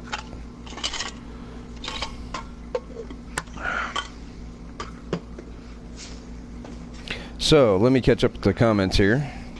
Yeah. I'm pretty sure that stirred up a bunch of stuff. Let me see here. Here we go. Okay, that says Boone. Loop 16. Colt thought that was funny. The tapes belong to the community. Yes, Colt. We all understand that the tapes belong to the community. If he says cassette tapes one more time. Okay, so Sean Sky says they belong to who Hello Games sent them to, Colt. Yeah, okay. Am I still an NPC, Sean? So Sean thought that Colt was an NPC at one point. Colt says, I have been called everything from a troll to an NPC and to the puppet master himself. So yeah, a lot of people have taken Colt and thrown a lot of speculative accusations at Colt. And I think Colt's a hero for putting up with it and doing what he thinks is the right thing to do, regardless of what everybody thinks of him. That's the definition of a hero. So thank you for that, Colt. Reddit is a rumor mill and has served its purpose. Yeah, I think you're about right. You don't seem like an NPC, Colt. No, he does not seem like an NPC. Any NPC in the Waking Titan would not be this open and honest and available to talk to. So there's that, right? As far as everything else goes, until we find those tapes and until somebody gets back with me about what they found when they got the locations and plotted them on a map, right? Because I'm not sure how close together those locations are. I have a feeling that they're pretty close together, right? And if they are pretty close together, then that means that the rest of the tapes are pretty close together, because there's a finite amount of space that can take up once you plot it on a map, right? Because if you look at the pool balls, if you find 1 and 3, there's only if you find 1 and 3, there's only 2 spots 2 could be in an exact location on a map. And if you find 1, 2, and 3, there is 1 exact location for 15. But you don't even need 2 in order to find 15. Because using the same math for 2, you also come up and use that same math for 15. You also come up with 2 possible locations for 15. So at most, all we have to do is search for locations, and we find the rest of the important tapes.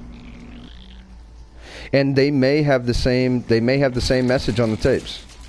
They may have a code that says that says portal on them, but we need to find those tapes so we can move the game forward. I think that's the next step to moving the game forward. Otherwise, we're just kind of stuck at the mercy of them giving us radio transmissions from random places in the world.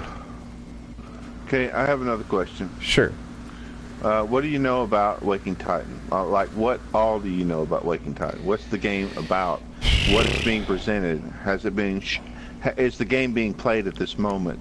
Is this a part of the game? You know, what's going on with it? Yes and yes. If you're talking about Waking Titan, if you're in the know about Waking Titan, if you are involved with the problem solving of the game itself, like we are right now, like you're asking me questions, I'm answering them, I'm putting ideas out to the community, that makes me a player in the game. Everybody is a player in the game who wants to be a player in the game. Well, how's it working? I mean, literally, okay, I don't know anything about it. I just show up to their website. Right. I heard that there was some sort of audio. Somebody mentioned about there being the sounds of the Atlas at the beginning of it. Uh-huh. Is it what exactly are the rules? What exactly is going on? I mean, from a technical perspective. Nobody. Give me, like, if I were playing a board game, or what am I looking at? So each clue basically leads you to the next clue, and supposedly so they're sending out clues. They're sending out clues. Yes, they're clues, and so it's a mystery that obviously has an answer. Have you ever watched that show Lost? It feels a little bit like that. Yeah, I feel lost, all right. Yeah.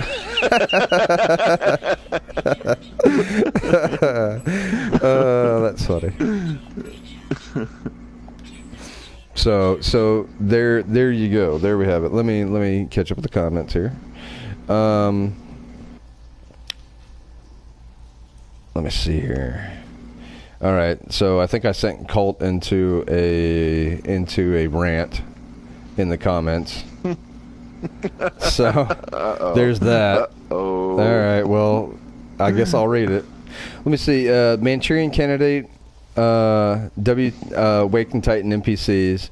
Once Sean Murray says the secret code. Okay. Colt C says Orbit TV was on the stream when I found Montauk, and he basically looked at it and said it was fake and left. Yeah, you're correct. That happened. I was there. Colt C, the system was discovered by instant 16 status. The comball was left by the same, and before anything else, he called it a lie. Yeah, he did. That happened.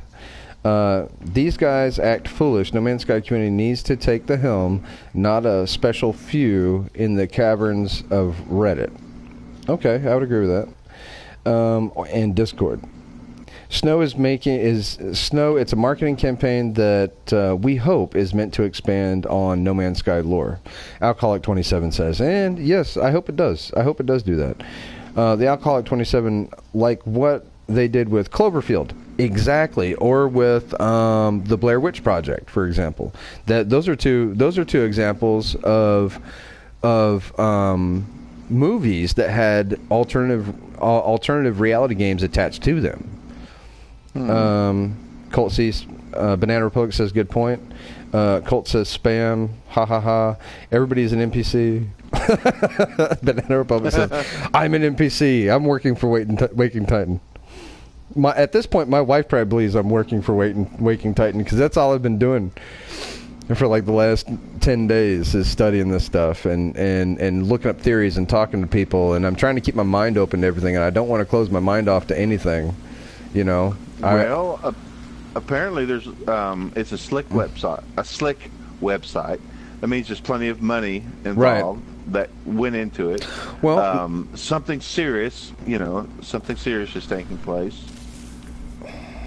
Right. Well, I've talked to a couple of web designers, right? And they say that those websites can, I mean, just with a little bit of money and a little bit of time, and I'm talking very minimal, those websites could be just popped out of nowhere. They're very kind of cookie cutter type websites. Oh, okay. See, I haven't even looked at it yet. They look really slick, though. I will say that they do look really slick.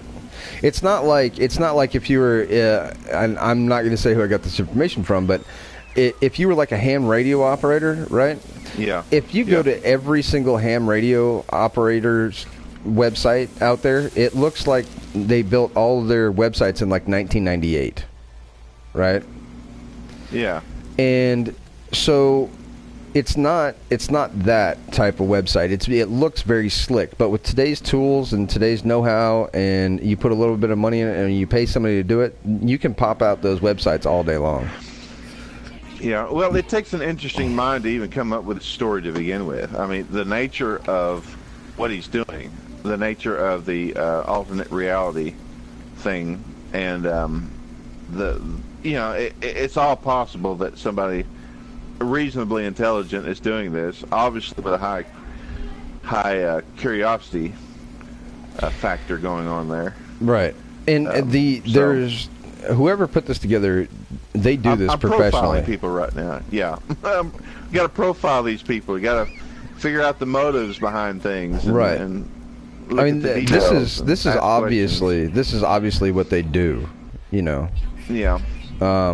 This is how they make a living. You know. So there you go. That's what I know. Where does money change hands? Right. That's another thing. You said follow the money. Where does the money change hands? Exactly. How do they make money? See, how do they make money? That's the speculation, do you right? donate? No. Now, see, that's the speculation. So nobody knows. There's no asking for money. Right. Not from us. Not from us. Not from the players themselves. Right. So which would mean that there had to be something behind that still. Right. It would, like what people are saying. Perhaps Sean Murray or Hello Games is doing this in order to promote the. And that I see where you're getting that at. I wasn't sure where that came from, but that would make sense to a degree. Right.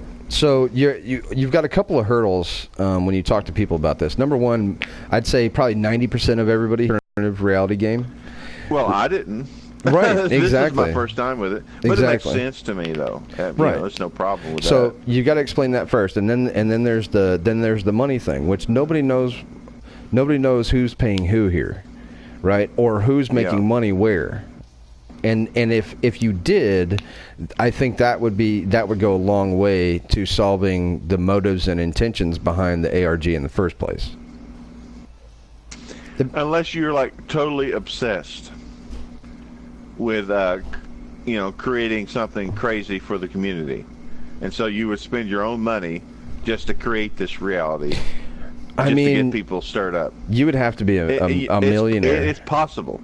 Well, you know what? Sean Murray is just that crazy to do something because he made this game. It takes a special type of mind in order to make a game like this, and I've always speculated that there's it's all ripe for that creative madness of mystery that this game is ripe for, and all it takes is somebody else doing that. Just somebody else has a mind like that they don't care about the money. They just care about what they can do to the community or with the community, just to get everybody stirred up. Do something for the community that they wanted Sean Murray to do for them. Right. It's perhaps like a revenge. Doing something what Sean Murray should have been doing. Well, here's where the intrigue comes in. Right? If it is Hello Games that is behind the Reaction Tea Time channel, right? And they're basically trolling. Okay? Let's say now I'm not saying that Reaction Tea Time's not a troll. They could be a troll, right? But are they a troll? I can't see them as a troll. I can't see that. Are they a troll because they were placed there to be one? Or are they a troll for their own personal gain? Or are they a troll because we don't know what money changed hands between Hello Games and the company that's running the ARG? Now, if Hello Games didn't pay the company that's running the ARG, it could be an elaborate plot to break into the video game market and get out of, a lot of these ARGs are attached to movie titles, right?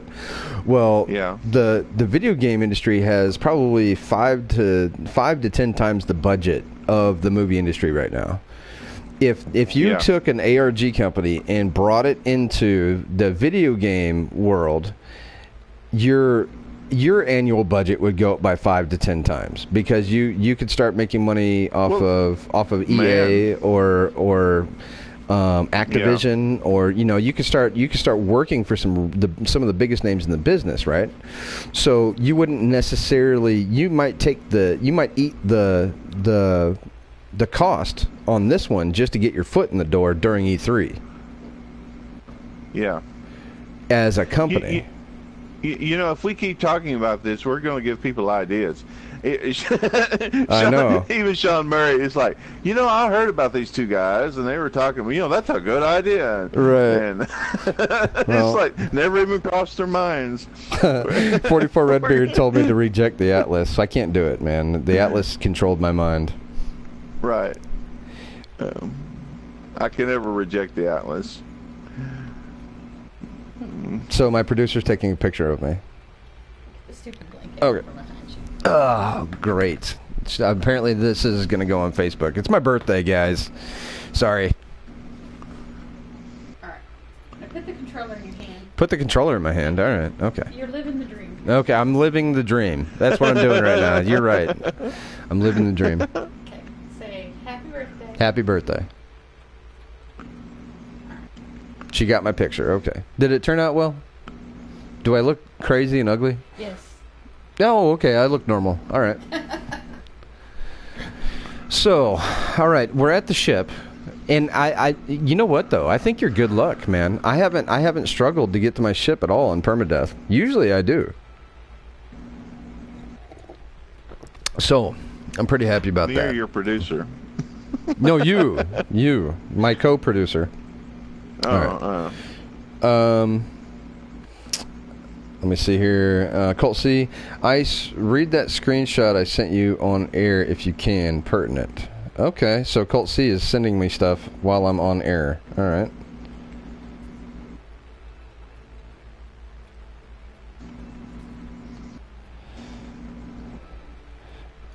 Okay, so Colt Priest Entity Nada is at Colt is at the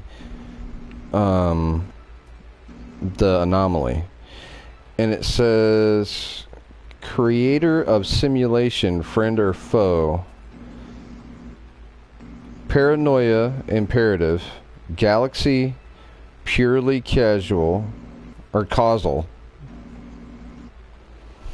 Let me I'm gonna have to, I'm on my phone here, so I'm gonna have to zoom in on this picture so I can read it. There we go. Individualism, statistical anomaly. Nada is an error. Trust nada, trust you, with question marks.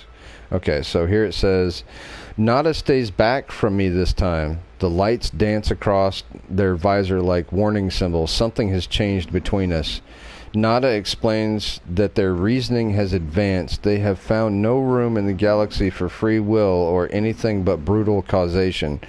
They worry we are pawns of whatever higher being created us, puppets dancing on strings, and Nada suspects me. I am the aberration. I am the puppet master too. What? That's insane. Where did you find that, Colt? That's nuts. Okay, so that is pertinent. That is definitely pertinent. That came from Colt's TV screen I'm looking at right now on my phone. That's crazy, dude. That is nuts. So here we are talking about puppet masters and paranoia and everything else. Yeah. So that's just crazy nuts, man. That's, as Boone would say, that's wicked nuts. So I think they're just trying to distract us.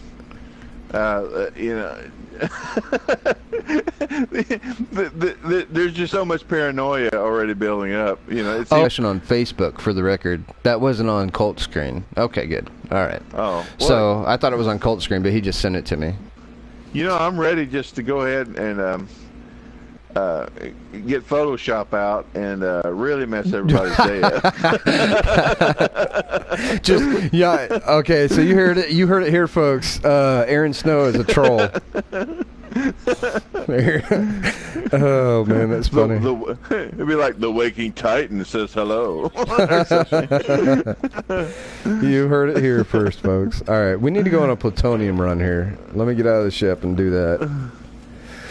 So, if you're coming to the stream, I hope I'm keeping you guys entertained. It's my birthday. Thank you for coming to the birthday stream. We're playing Permadeath.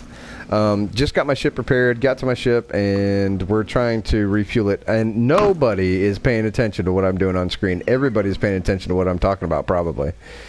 So yeah, there's that. But so the theory with the pool balls. That's intriguing, and I wish I had those locations. If I had some real-world grid coordinates for where those packages were sent, we could probably find the rest of the tapes, I'm guessing. And who here doesn't want to find the rest of the tapes? Because if we find the rest of the tapes, we'll have all the pieces to the puzzle. If we have all the pieces to the puzzle, we know what we're looking at. You know, it's like putting together a jigsaw puzzle. If you have some of the pieces missing, you've got an idea of what the puzzle is supposed to be. Like there's a cloud over here, or a piece of picket fence over here, or you know what the color scheme is from looking at all the pieces. You know, you've got all the pieces in front of you. We don't even have all the pieces in front of us, let alone put them in the right place. So, you know, this is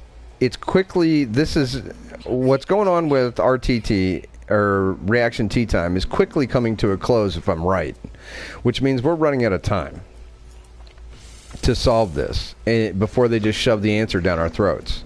You know, I'm going to say this too: the logistics of finding these people, or finding people to send tapes to. Now think about it. Okay, you're thinking about, how do I make a triangular pattern based upon cue balls? How do I spread it out?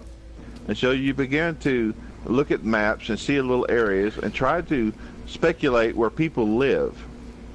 And then you try to figure them out, contact them on Twitter if you can. And then, so you have to find the address first if you're trying to think in that way. You have to find their address at the beginning of it. You have to perhaps search Twitter for addresses, or what, you know, and then you send them. You have to contact those people or send it to those addresses, which may or may not be a place that they still live, or maybe not be a current address. If you ever ask them, they may or may not tell you the truth, right? Because you don't know who you're talking about. Maybe they're not of the same age. Right. Maybe something's a little wonky there. So if they sent the tapes, it may not have ever got there. But I would like to know how they found the people within those little zones to make a grid pattern, or not a grid pattern, but a triangular pattern. Well, you gotta figure. Okay, if you look at the pool balls, there are two distinct shapes that you will see. Okay, first of all, you got the triangle from the rack, right? Then if you look at the middle pool balls, it should be. Let me see here. 1, 2, 3, 4, 5, 6, 7. The first. Yeah, 7 plus 6 is 13. No, it should be 8. Should be 8 pool balls in that middle diamond. The middle diamond with the 15 in the middle is what I'm talking about. It looks just like the Atlas.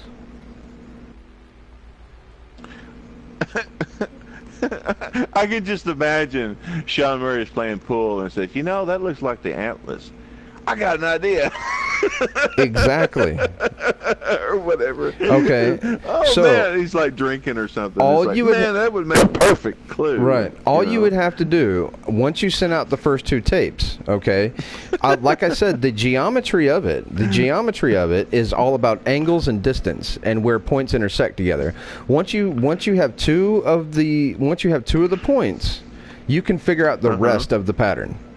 There's 4 possible points where 2 tapes could be once you figure out where those 2 points are at. It's not hard. It's really simple stuff. Okay? It's not like so what you do is you say, okay, well, we're going to send it here, we're going to send it here, and then you pre-plant the tapes before you ever send the tapes out at those other 2 locations. See what I'm saying?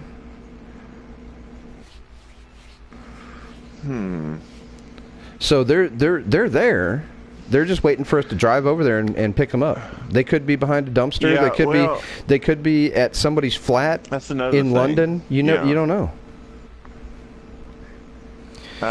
Okay, that's another deal. Like, what kind of area are we talking about too? Because of course, a broader area, based upon towns and cities, would be difficult to find a pattern like that. Right. I have no idea where the Reddit moderators live. I don't know whether they're in England. I don't know whether they're in the United States. I have no clue where these guys are on the planet. So I can't do anything with the information. I sent the information to where it needs to go, and as far as I know from right now, nobody's told me anything about it after that. They were excited to hear about it. Look, when I sent the information up, the theory up, with pictures and an explanation of my theory behind it, they were so excited and then just quit talking about it. So we got some talk here on the I see that. Chat. So Ride the Illusion says tapes were sent to only 16 people who care enough how is it a coincidence that they all live in this pool ball formation? I didn't say they did. Right. You only need two people that live. All you need to do is draw a line between two people, and you can find out where you can find out where the other two pool balls that are important in the game are at. Well, okay. That's more likely. See, we've got two that are important. See, the only in the game of rotation, the only four that are important are 1, 2, 3, and 15. All the other ones are random. So they're basically, they could go anywhere. Okay. So if you find 1 and 2, you can find 3. If you find 1 and 3, you can find 2. And if you've got 1, 2, and 3, you know exactly where 15's at. It's just simple geometry. Okay, it's not entirely impossible. If ISIS theory holds water, Hello Games may have based the rest of the formation of the current Reddit tape holder's address. You say this like the whole world cares. They picked locations to send knowingly they would give a crud. Yeah, I mean, that's true. Ride the Illusion. Not everybody cares. So, you know, the people who have the tapes that are found should care if they want to find the rest of the tapes. And I'm trying to help them find them. That's all. I'm trying to be a problem solver here. Yeah. But sometimes you have to think outside of the box in order to understand bigger mysteries. But, you know, that box has to hold water, too. We're kind of poking holes at it, too. 44 Redbeard says, with all this conspiracy going around, has anybody actually sat down and put a map where all the tapes showed up? No, because we can't get a straight answer on where the tape showed up at. I don't know where any of these people live. So, the Reddit moderators do. They know where they live, but it's up to them to talk together to figure this out. Because I can't do it, because I don't know where they live. Let me see. Colt C says, more important than where they were delivered is what is on the other tapes and why they have been properly recorded and why they haven't been properly recorded and given to the community.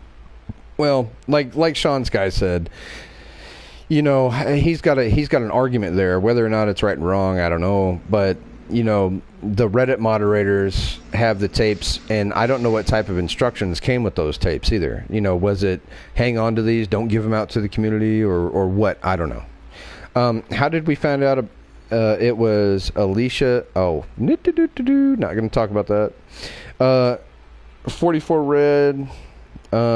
That'll be on the moderators to come together with that. I don't think they'd be comfortable making their addresses known to the rest of the world.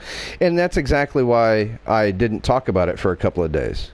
I was trying to give them time to work this stuff out without the pressure of everybody asking them where they lived at so that they could do it themselves. You know, I think that they have the right to try to figure this out themselves before I go and just put a bunch of pressure on them from the community. And I was trying to do it the nice way, but they never got back with me on anything. So, the Alcoholic 27. I agree, 44. Hopefully they have at least looked into the possibility. I hope they have too. I really do. I really hope that the last transmission that came out didn't distract them from whatever they were doing. Okay, guys. Let's get back to the gameplay here. All right. We're here for No Man's Sky. We've done everything but play No Man's Sky for the last, I don't know how long I've been streaming, about the last hour and 45 minutes. We're playing the game. Yeah, we're playing the game already. The mental game. The mental game of I've been explaining this for an hour and 45 minutes now. That's ridiculous. It should only take 15 minutes to explain this stuff. All right. I'll give him. Hey. Yes. Hey, I've been trying to poke holes through all of it, so. Well, I'm sure you have. I'm just asking questions. Let's, getting deep into it. Maybe, perhaps there was something there that nobody thought of. Perhaps, I just want to know the connections. Right. But I think we've probably covered the whole gambit so far, unless, of course, I don't know. There's a lot of details I don't know anything about. Like, again, who are these people that receive the tapes? What's special about them? Or do they even exist? Right. Is it some made up account that has been worked on for a long time? Is it some fabled community? You know, are these real people at all? Is the head of the community, an actual? I think you're getting a little paranoid there. No, these are real people. They're well-known moderators in the Reddit No Man's Sky community. So, okay. So there is that. Yeah. So we know that for a fact. So apparently, I don't. That's why I'm asking. It's like I don't even know specifically. Like when they said the mods received it, I'm like, who are the mods? What mods are you talking about? How are they associated with Hello Games? See, I didn't even know that, but you asked questions. I just sit there and listen. Perhaps I'd figure it out eventually. Okay, so the Haisusitu fragment. Let's look at this. What's going on here? It's almost as if I'd planned this. I place, let me see. Dam Terpang, Lu Gang, Copen, Ermid, blah, blah, blah. Okay, whatever. I place my palm on the monolith, then stand back. When it melts in response to my touch, molten rock drips down from the stone, exposing a hollow interior. Inside, I see riches that are beyond belief, ancient technologies and cargo that would aid my journey. Lava continues to drop, and the edifice seems unstable, but equipment that could aid me is within arm's reach. Suddenly, the voice of the ancient tribe shakes the ground I stand on. So, we're in a Viking system. There's a Viking fragment. I'm going to reach in. I'm going to be bold because the Viking wants you to be bold and daring and kind of a rebel. Mm-hmm. So I'm going to do that. I'm not going to stand back. The molten monolith collapses onto my exosuit. The edifice reconstructed. The damage remains. Of course. And you have no arm. And, yeah, now it's thrown me from the monolith. And I'm in Permadeath, so that probably wasn't the smartest thing to do. So, yeah, there's that. Okay. Well. Oh, nice. I've got a -1 reputation. I've never done that before. Wow. I have never had negative reputation with a faction before. So that's interesting. So that's a thing. You know how hard it is to get a negative reputation in this game? Huh. It's almost copying real life at this point.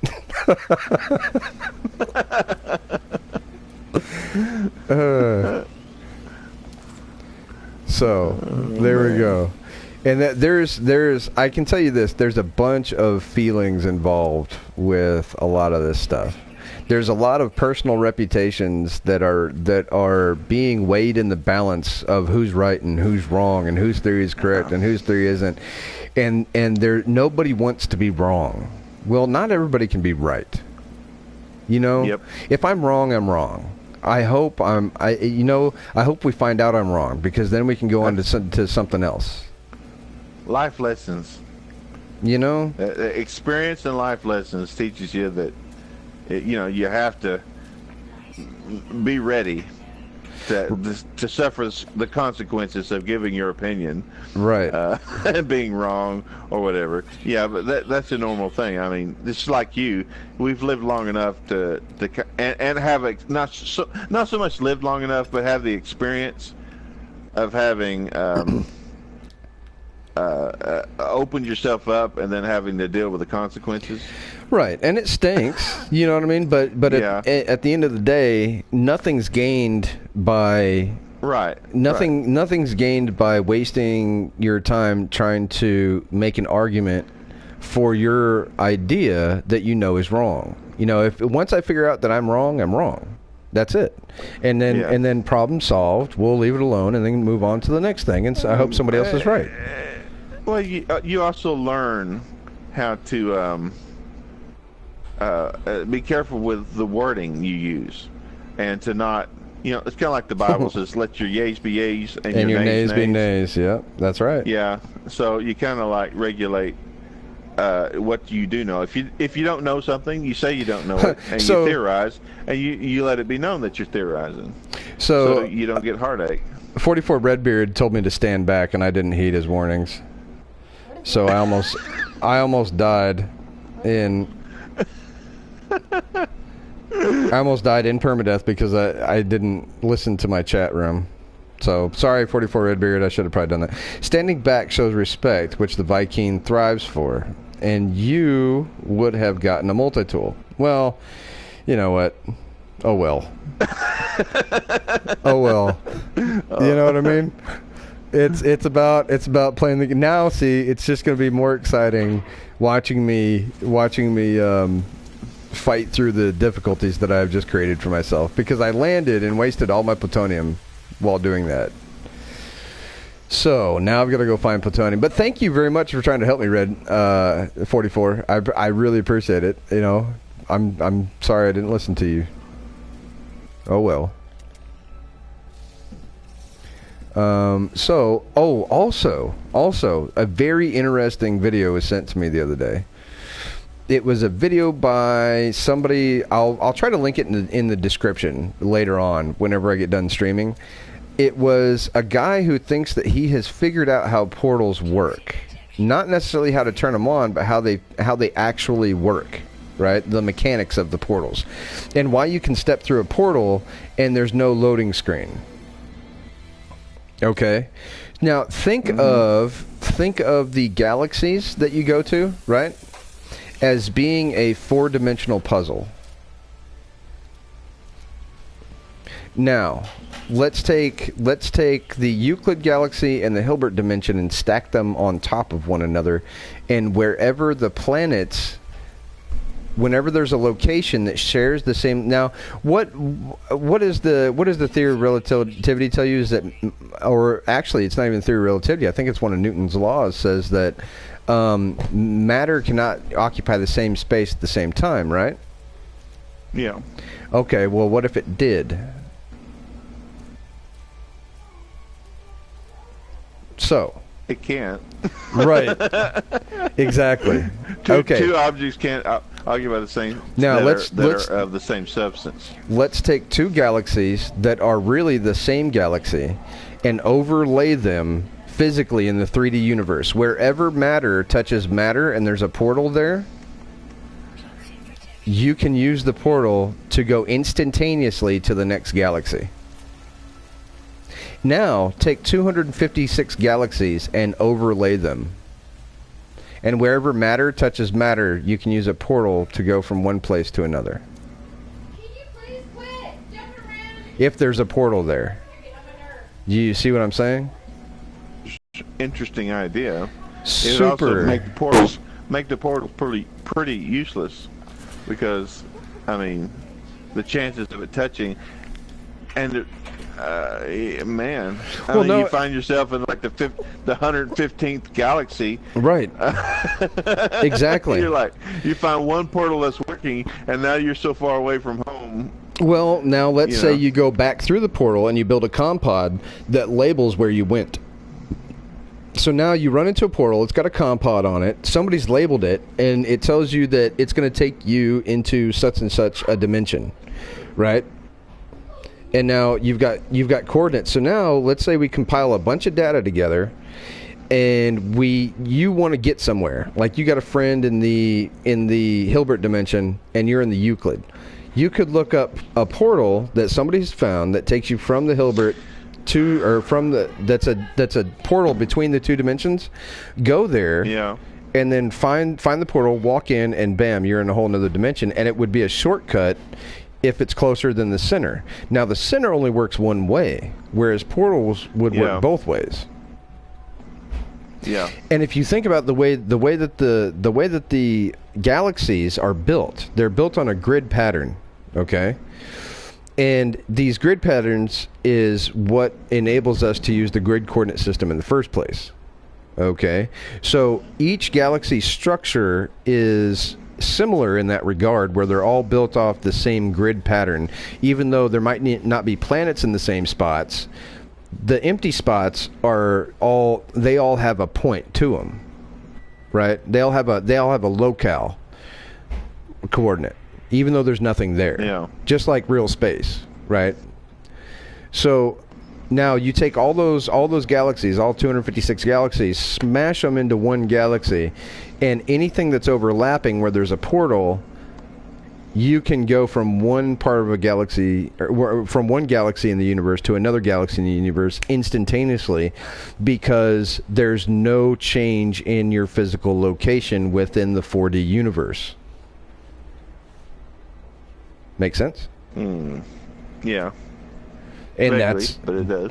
That's how portals will work. Well, what we're dealing with here is like a Rubik's Cube. A giant Rubik's Cube is basically what we're dealing with here. I don't know.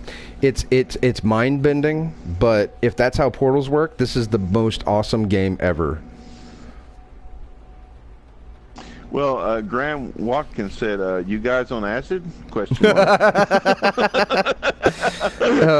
Yes, yes, I am.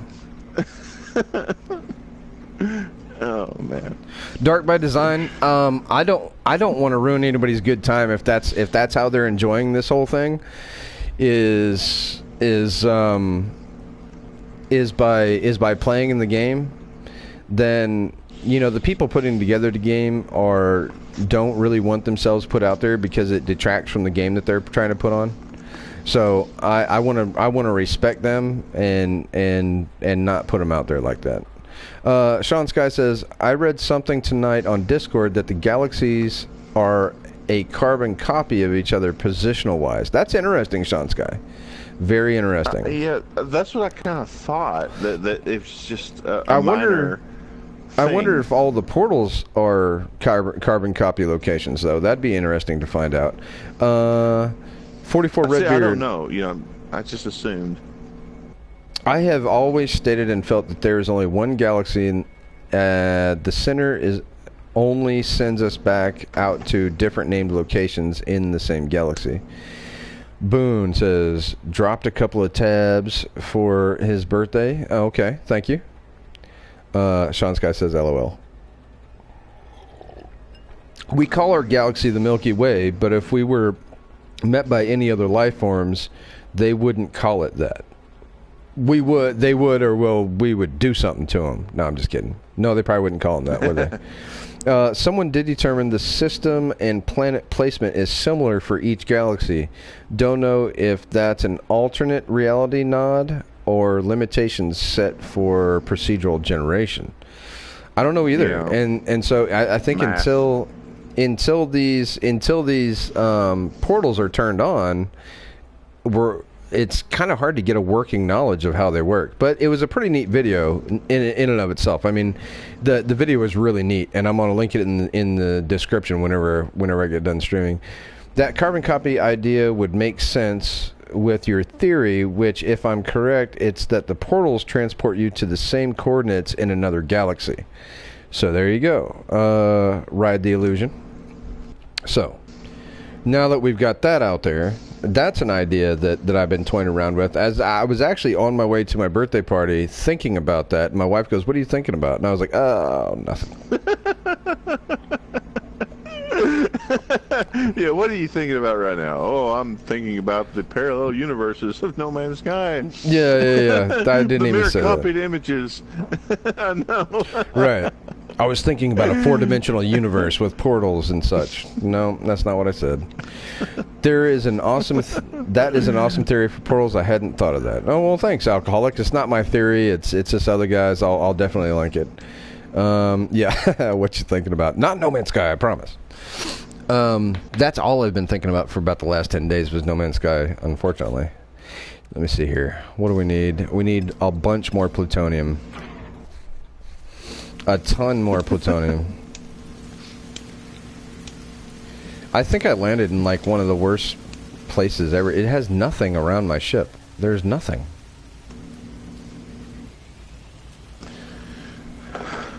So yeah, we're just chilling in permadeath. Hopefully nothing kills me.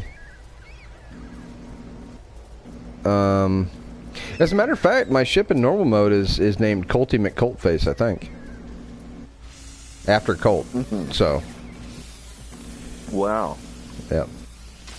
That was before Colt started chasing this Joker.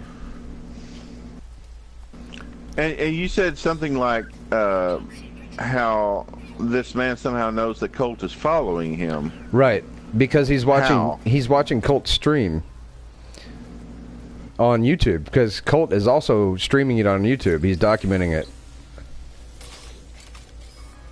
Okay.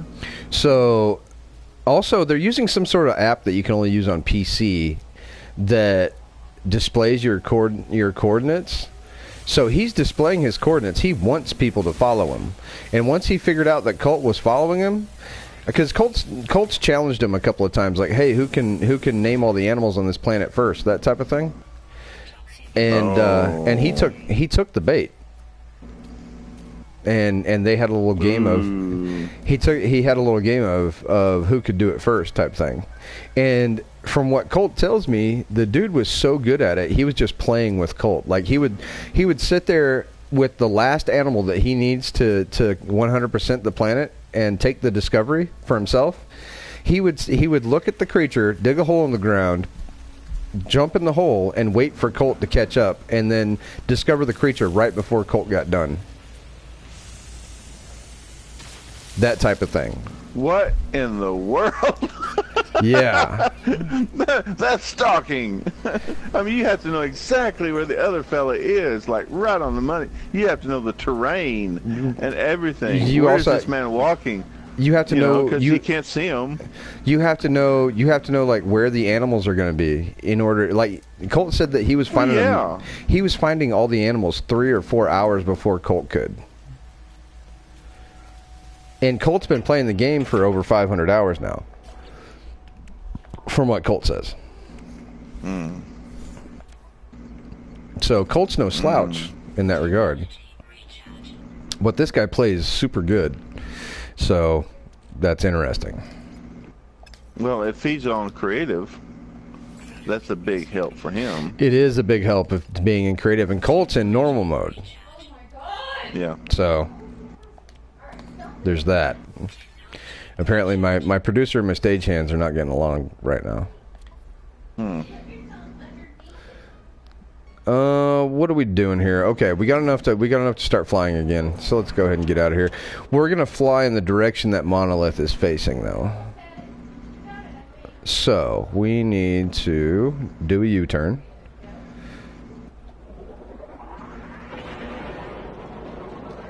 And I really don't think I activated that monolith, so... But whatever. I don't care if I activated it or not. I just want to go in the direction of that monolith and see if we can't run into a portal in permadeath mode. That would be pretty cool. I think. Wouldn't it be cool if we found a portal, guys? You guys would probably say, oh, he had it planned. He knew this was going to happen the whole time.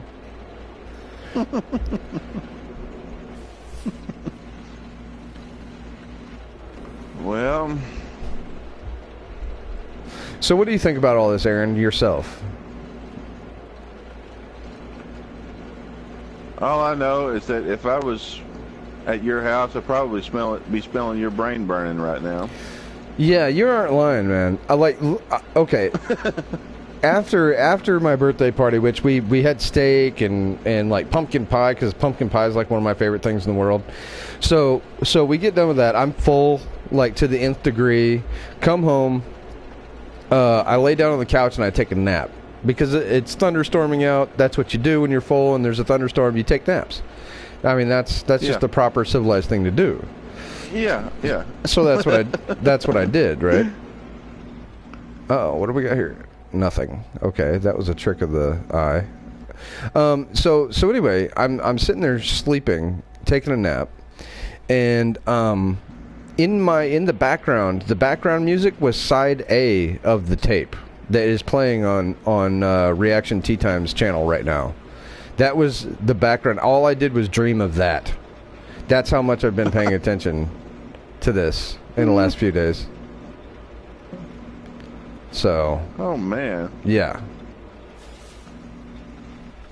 Let's see what the comments say here. I'm going to try to read the comments and find cool stuff at the same time. I haven't found one since vanilla. Wow. The alcoholic. Actually, I haven't either. Wow. I haven't seen one since the early, before this last couple of updates. I haven't found one since. No Man's Sky, just because you have 2 portals on one planet doesn't necessarily mean it's down, because both those planets have a different location. Anyway, let me see here. Has found a portal since the Foundation update. Okay. 44 red. I haven't found one since Vanilla. Already read that. Because I'm a professional entertainer apparently today. Doom 2 says, "Happy birthday, old man! Welcome to the chat, Doom 2. Thank you very much." Colt C says, "Except one night he landed on a nice planet because somehow he guessed that I was out of plutonium and thallium 9, or he knew it. LOL." Ride the Illusion says, "On launch, I played for 12 hours, slept, got up, played for 28 hours straight, played this obsessively for a week, never saw a portal." Wow, that's crazy. Pumpkin pie, man, after my own heart. Haha. Yep, I love pumpkin pie. Ooh, I'm about to go up into space here. It's funny how your aircraft doesn't follow the curvature of the planet, and it ends up going up into space when it's flying. That's an interesting thing to note. Well, they couldn't work out all the physics. Or maybe they did. That deGrasse tied to Grayson or whatever. Neil deGrasse Tyson. That guy. Neil deGrasse. I can't say it. Anyway, all the physics are supposed to be in that. What's up with that? Is it come out yet? Is it about to come out, or is it still in the Kickstarter mode, or did it seems like I've seen something about Kickstarter. I don't even know if that's real or not. I heard something about him crashing and burning on that. I'm looking it up now, just so I can't see anything recent on it.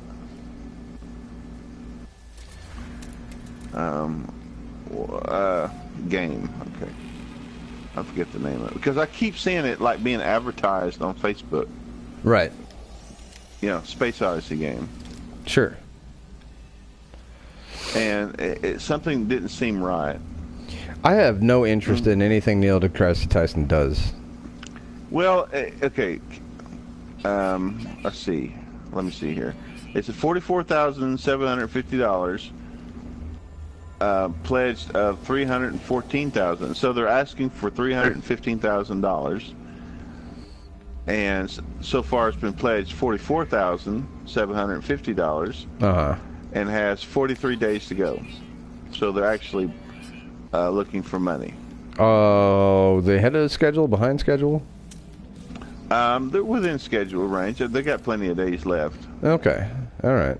So on Kickstarter. If Neil deGrasse Tyson really got out there and tried to sell his game to the public, he'd probably meet his goals then.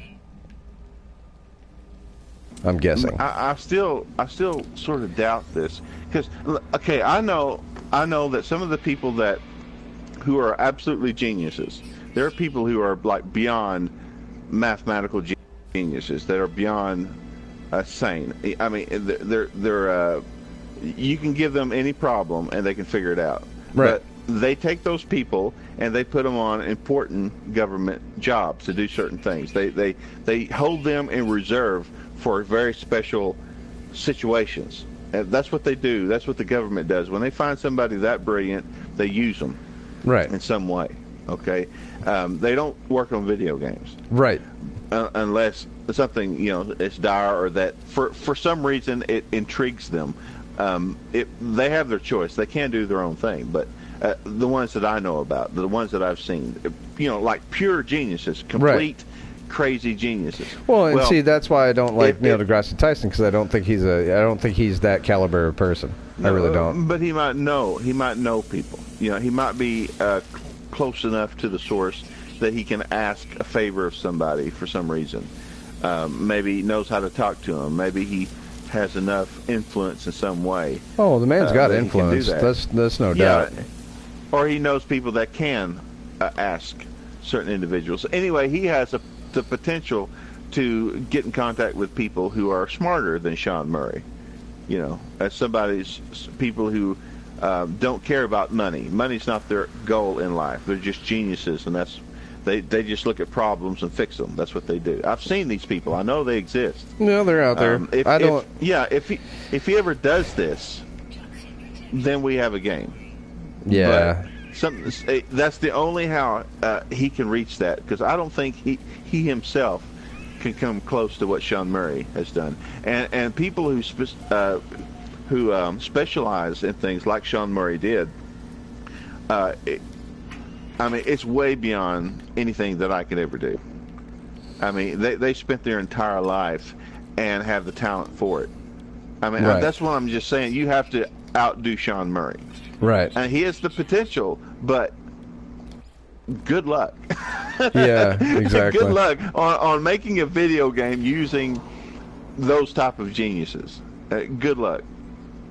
I'm for it. If he can pull it off, I don't mind a competitor for No Man's Sky if they can do it. Oh yeah, definitely. The more games like this, the better. This is a long-term game for me. I plan on playing this until my PlayStation dies. That's just me though. You know, I know a lot of people got bored with this game and quit playing it. I've always been like, when I was growing up, I was always that kid who played by himself with the Lincoln Logs.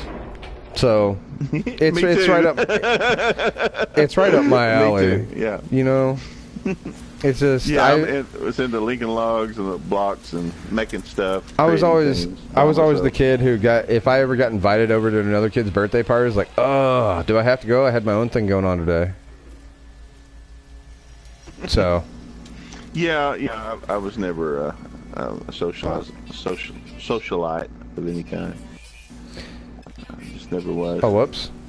Why did I'm an idiot. Accept.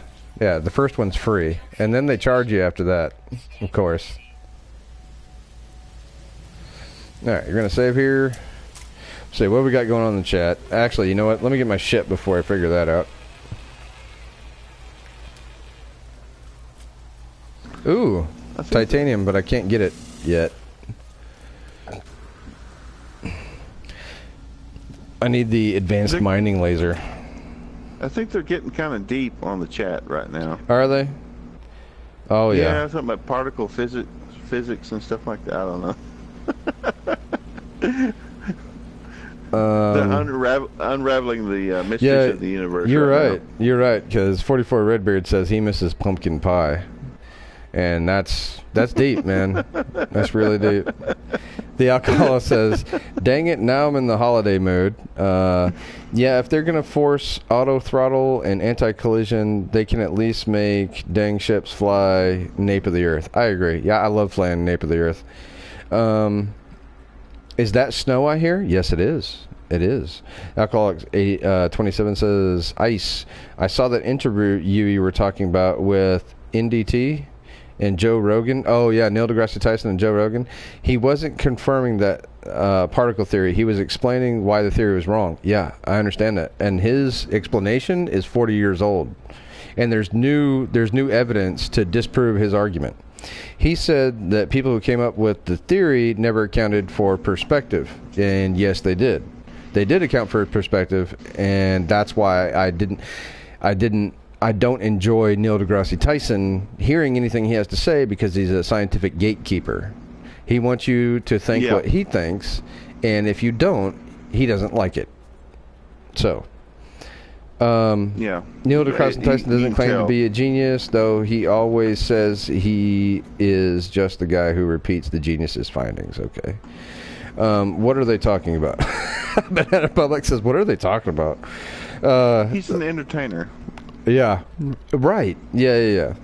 I like him for that. I think he is entertaining for the most part. Yeah, he can be pretty entertaining. He can be. 44 Redbeard says that he's never stopped playing No Man's Sky. Or the grenade launchers? Okay, I don't know what that means. Ride the Illusion. Sean Murray once...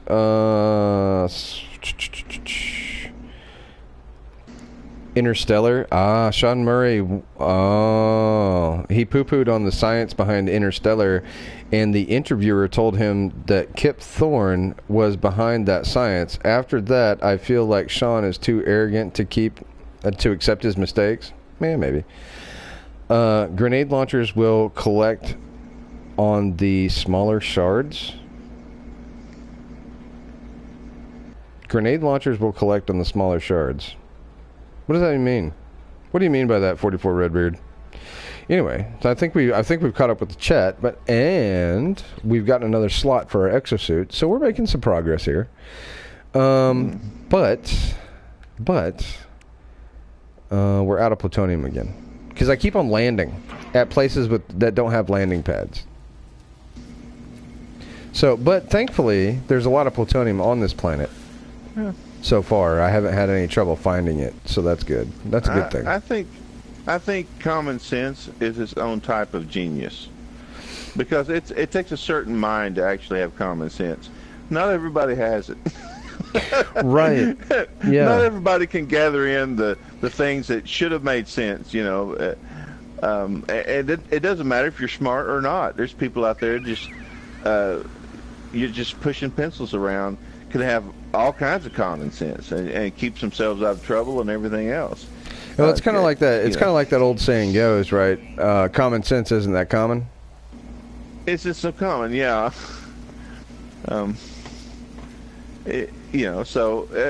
People can be geniuses in their own right. It's just there's different types of geniuses. There's different types of specialization. I think the people who like the Olympics, those people aren't brilliant who do the Olympics, but I'm telling Michael Phelps what you said. They have a certain something.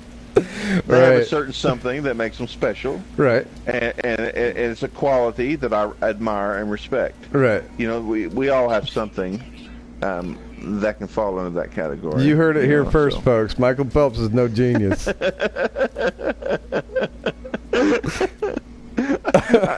The guy is a wonder man. I mean, he's something else. That's good. Let me drum up. Did you hear what Snowman Sky said about Michael Phelps on Iceman 3rd AD's channel? Yeah, he's not a genius. Well, there's people that are really good at strategy.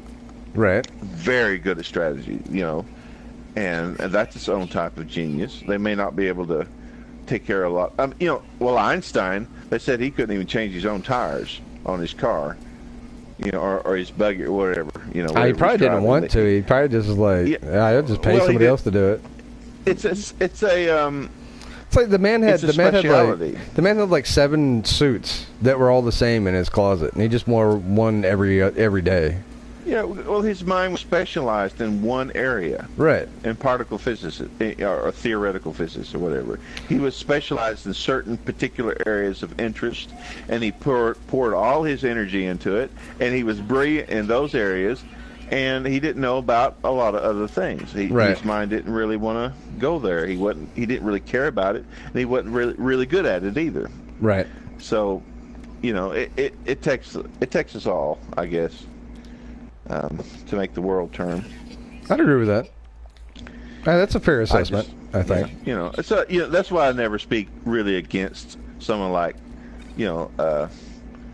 Michael Phelps. Anybody like Neil or Degrassi or whatever. I don't speak against people like that. All right, so they have their own thing. They have their own thing going on. And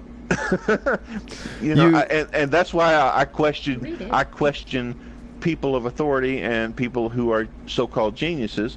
They may be talking about something they know nothing about. So I question.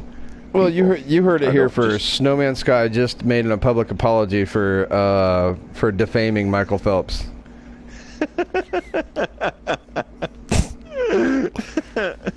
Fake news. Fake news.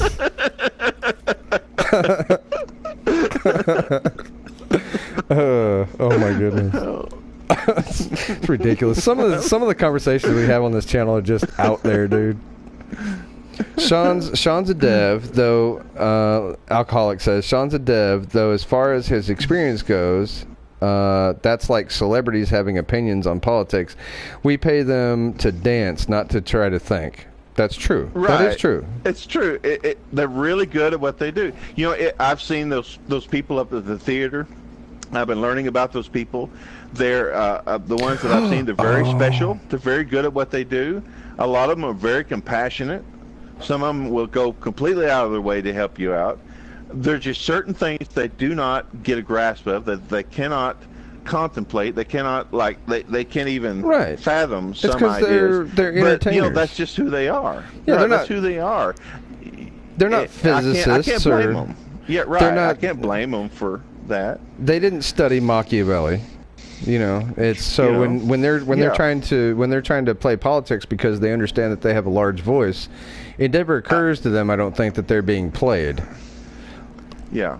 And I'm a little ashamed of it, but at the same time, I have to have compassion and realize that maybe there's something that I can't do that they can. Maybe there's some perspective that they have that I don't, and that I just cannot see what they're seeing too. So maybe they have a point that they're trying to make. Maybe that point is right, but most of the time, some of the stuff they do and say is kind of out there, and I'm willing to tolerate. Banana Republic says, "Who are these people they speak of? I am so lost right now." 44 Redbeard says, the titanium and crystalite shards, you can use grenade launchers on them, the smaller shards, to collect them. The larger shards just blow up. That's a good point, 44 Redbeard. If I had a grenade launcher, I would sure do that.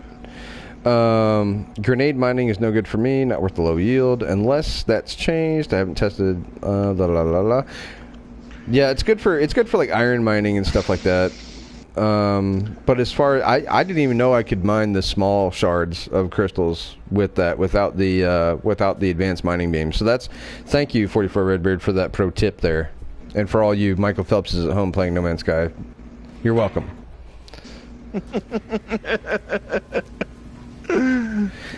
Michael Phelps is never going to hear this. Don't worry, dude. He is never going to watch this channel. He doesn't care about No Man's Sky. He doesn't care about Iceman Third ID. I am like the what am I like? I'm like the pond scum of the entertainment universe. Yeah. So when he finally retires, he'll just go back to the ocean where he originated. Yeah. Yeah. All right. You heard it here first, folks. Michael Phelps is a mermaid. Now we're just turning into the Inquirer. He's amazing. I mean, seriously, dude. Wow, Michael Phelps is part porpoise. All right. He's one of those experiments where they splice DNA, made a half, human dolphin hybrid.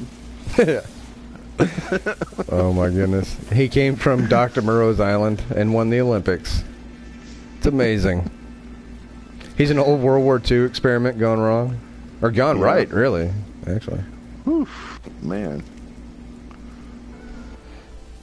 All right. So, what are we doing here? I am stuck out here. I'm actually underneath. There we go. I was going to say, when are you going to... When am I going to start getting some toxic protection here? And there it goes, finally. There's some more plutonium over there. Thank goodness we're on a planet that's got some fairly good plutonium, because I can kind of walk around and gather plutonium as I go here. I wonder if I can hop on top of that. There's a platform on this plant. I can. Look at that. Check that out. I can hop on top of the mushrooms. I've never done that before in No Man's Sky. That's pretty cool.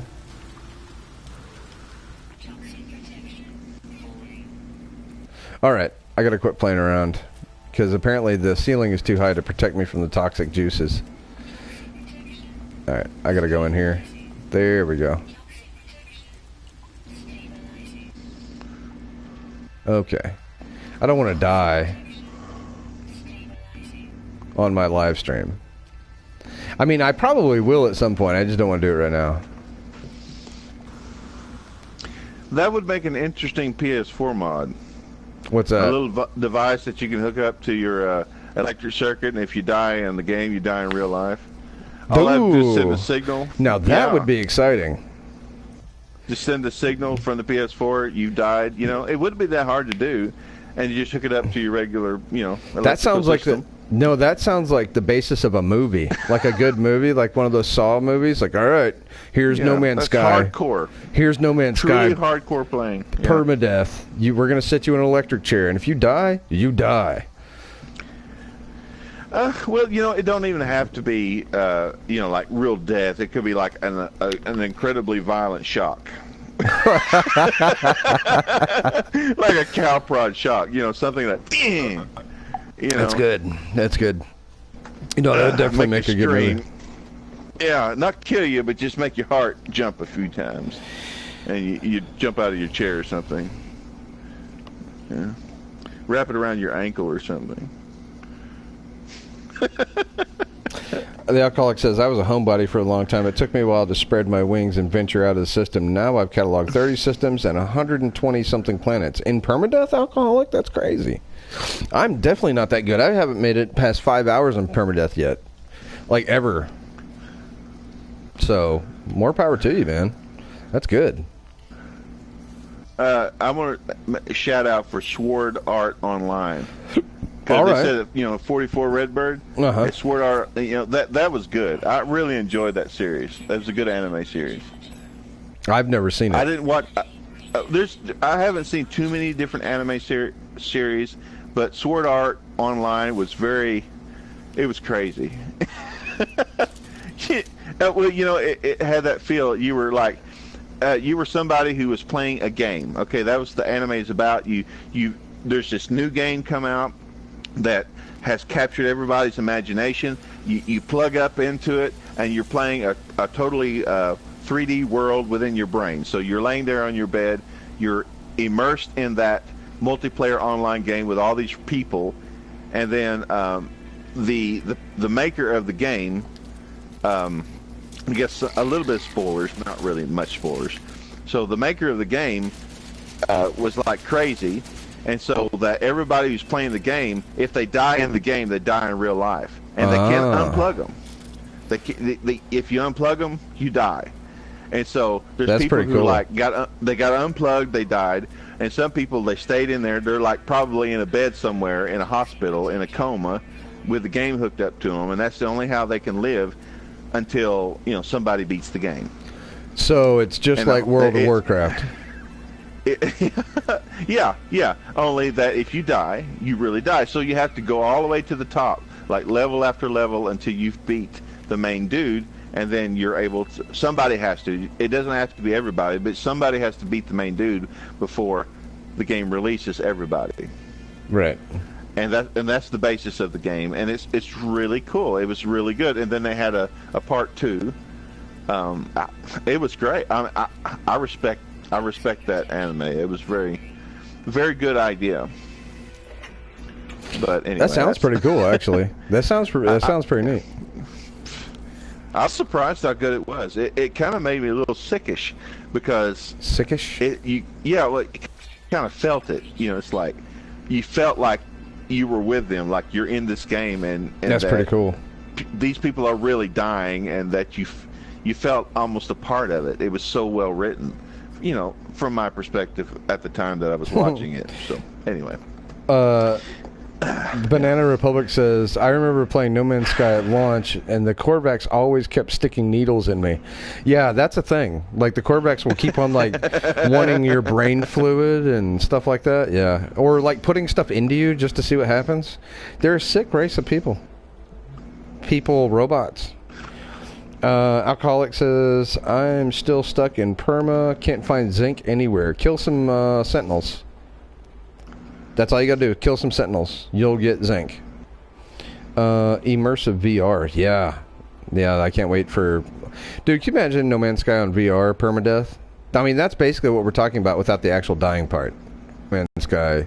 If I was in VR, dude, I would probably lose weight playing that game.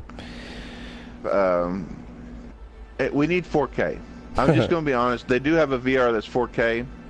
It at least needs to be 4K because I'm sitting there playing this stuff. I'm looking at some of these things, and you can see that little screen door effect. Because you're so close to the screen, you can see the individual pixels. Right. And I guess I have good vision, but that annoys the life out of me. I can't just get over it. It's very annoying, and they need to upgrade to 4K. They already have one that's 4K, but that should be like mandatory on all their VR systems, 4K headsets. and above. Right. Okay. Yeah. Well, when you've got something that close to your face, you need it to be good resolution. Ow, yeah. What the heck? My goodness. I'm just sort of giving a warning of, like, what my critiques are with the VR. Right. It should begin at 4K. Oh, my goodness, dude. These jokers are really trying to kill me. I'm just trying to get some plutonium, little dudes. I'm not even coming over here to steal your little crab eggs or whatever y'all got going on. Just leave me alone. All right, I still hear you. He just popped over hill. Did you see that? There he is. That creepy little dude. Get out of here. Oh, my goodness. I've run into like a I don't know, a patch of crabs. All right, let's get this plutonium. Get out of here. I'm starting not to like this planet, really. Not that I liked it much before. I just really starting not to like it. All right. Well, so does that bring you up to speed, Boone? I mean, not Boone. Snow.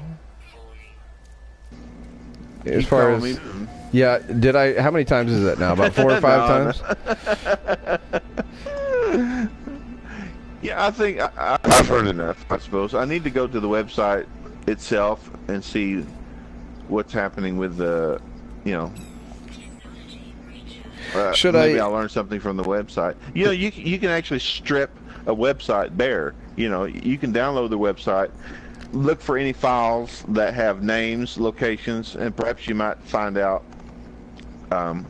I guess what I'm saying, if you get really serious, you can find out things. Now, is that something that you could do? Yeah, I can. I mean, that's not that difficult to do, to download a website and like scour their stuff. Looking for names. Well, what do you guys say? What do you guys say in the chat? You want Snow to Snowman Sky to go to the websites, download them, and scour them for clues? I think that's an excellent idea. I think that you just volunteered your time to the community, sir. I feel like you have a burden to help the community. That's what my pastor always says. Yeah, I know. Mm-hmm. You're digging there. Mm-hmm. Banana Republic says, do it. It wouldn't be that hard to do. I mean, they have programs that are just designed for that you can actually do that to a website or a specific page. I think that would be pretty awesome. It downloads all images. It downloads every file associated with that website. You know what I think? I think we need to do, Snow. I think that I need to go up to the space station. I think I'm just getting that itch. Like, we need to go up to the space station.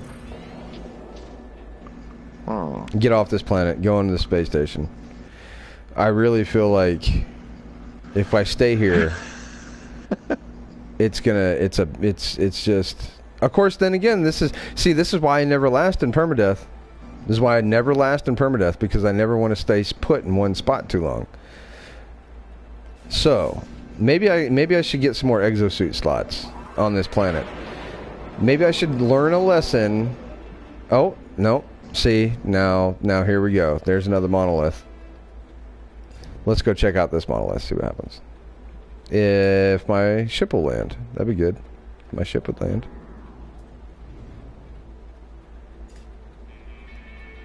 Come on, you can land. Of course, it won't let you land on the monolith itself. Come on, land. There we go.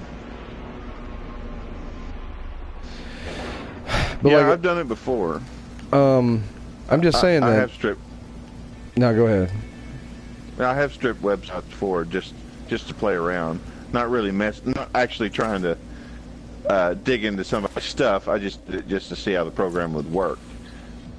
I do that a lot. I like to explore different programs, see what they do, how they act, and learn stuff about them.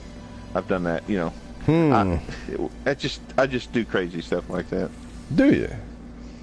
Well, the other day you talk about like we had some music. Are you talking about like the FBI database and the NSA main website and the CIA? Yeah, I would never be that stupid. I would never. Okay, just check. Now I've I do random stuff like the other day. We have like sheet music and stuff. There's things that we're needing to learn for the play Oklahoma that we're fixing to do. And so I decided to see if there was a program that I could take the sheet music, the notes off the sheet music, and actually put it into the program and let it play out right there, so I won't have to rely on somebody's perhaps error. And some people can sight read music. I can't do that. Some people, there's this woman down there who can like play a sight read piano music. And I can't entirely trust her either. So I decided to take the notes, and I went online. Of course, I found a program. When you're looking for that, there's a program for everything online. I even found a program where you could transpose MIDI files, the MIDI files, with music and stuff. You can actually transpose them just with this single program, and that's what the program is for. So you can find a program for anything if you're just willing to look for it. And so there was a program that I used a long time ago that would that people have made in order to like totally strip a website of all pictures, of all files, of everything. It doesn't destroy their site. It just copies it over to your machine. No matter how big the site is, it would just take time. It depends on how big it is. I mean, you could do it to Facebook. Of course, it would take a long time, and you probably need a really good internet connection, but it would eventually download everything associated to Facebook. You wouldn't want to do that because that's crazy. Right. But you could do that with a smaller website. And if you, like, for instance, if they had like a huge amount of pictures that you wanted to have for yourself, maybe they were anime pictures, maybe they were pictures of rainbows, or whatever. You could strip that site for those pictures. I mean, isn't copying that one at a time? Isn't that kind of what a Google bot does? The bots that they send out. Yeah, that's kind of what it does. Only this is more, focused on that, stripping a particular site instead of general search like Google does. You can do just about anything. You just got to have the question. You got to have the idea in your mind to look for it. And it's out there somewhere. Well, that's pretty interesting. All right. Well, I think everybody in the chat wants me to go up to the space station because they're tired of looking at this planet. Or tired of listening to me talk about stupid stuff. Yeah, they're like, whatever, dude. Just get it done. Yeah. You guys aren't very nice. Let's see here. I need to recharge everything. Okay. All right, let's see what happens when we go out of space here. 44 Redbeard says, watch out for the pirates on the first time entering space. Yeah, I know. Y'all are good. Okay. Cool. I don't know what that means. Like, good at what? Like, good as far as we're not boring you? Or good as far as... yeah, you're good. Oh, I don't know what. Anyway, let's see what happens when we go off into space here. Let's see if the counter starts counting down right away for the pirates. If it does, all right, there's the space station. How many planets are in this system?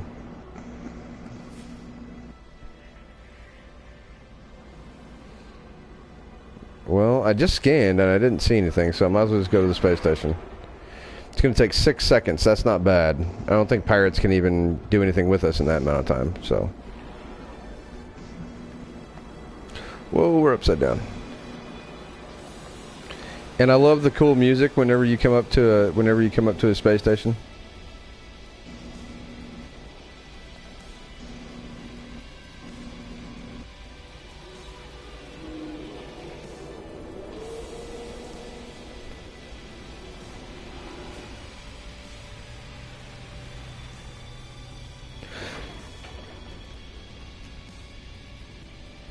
All right. We're in our first system.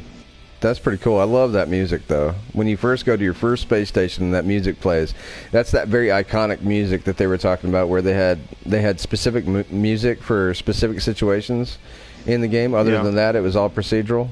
I think that's cool, man. That's really neat. Let's see what this Joker's got to offer.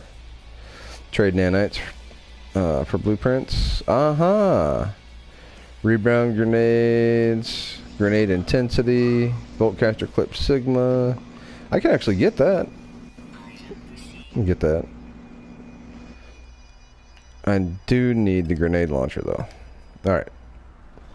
Let's see here. What are you talking about, Officer Zeranax?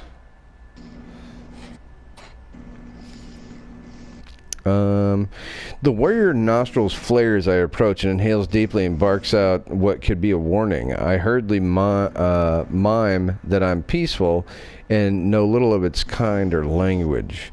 It takes a second to think, then suddenly grabs my multi-tool while barking again into my visor, streaking it with saliva. Dude, that's not cool. It's pointing at the indicator and shows which elements I carry. I do my best to keep calm. I'm gonna give him, let me see, pointing at the indicator and shows the elements that I carry.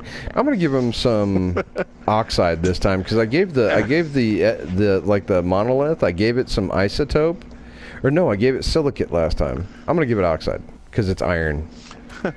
I'm thinking as he runs his tongue down the side of the gun, you begin to back off.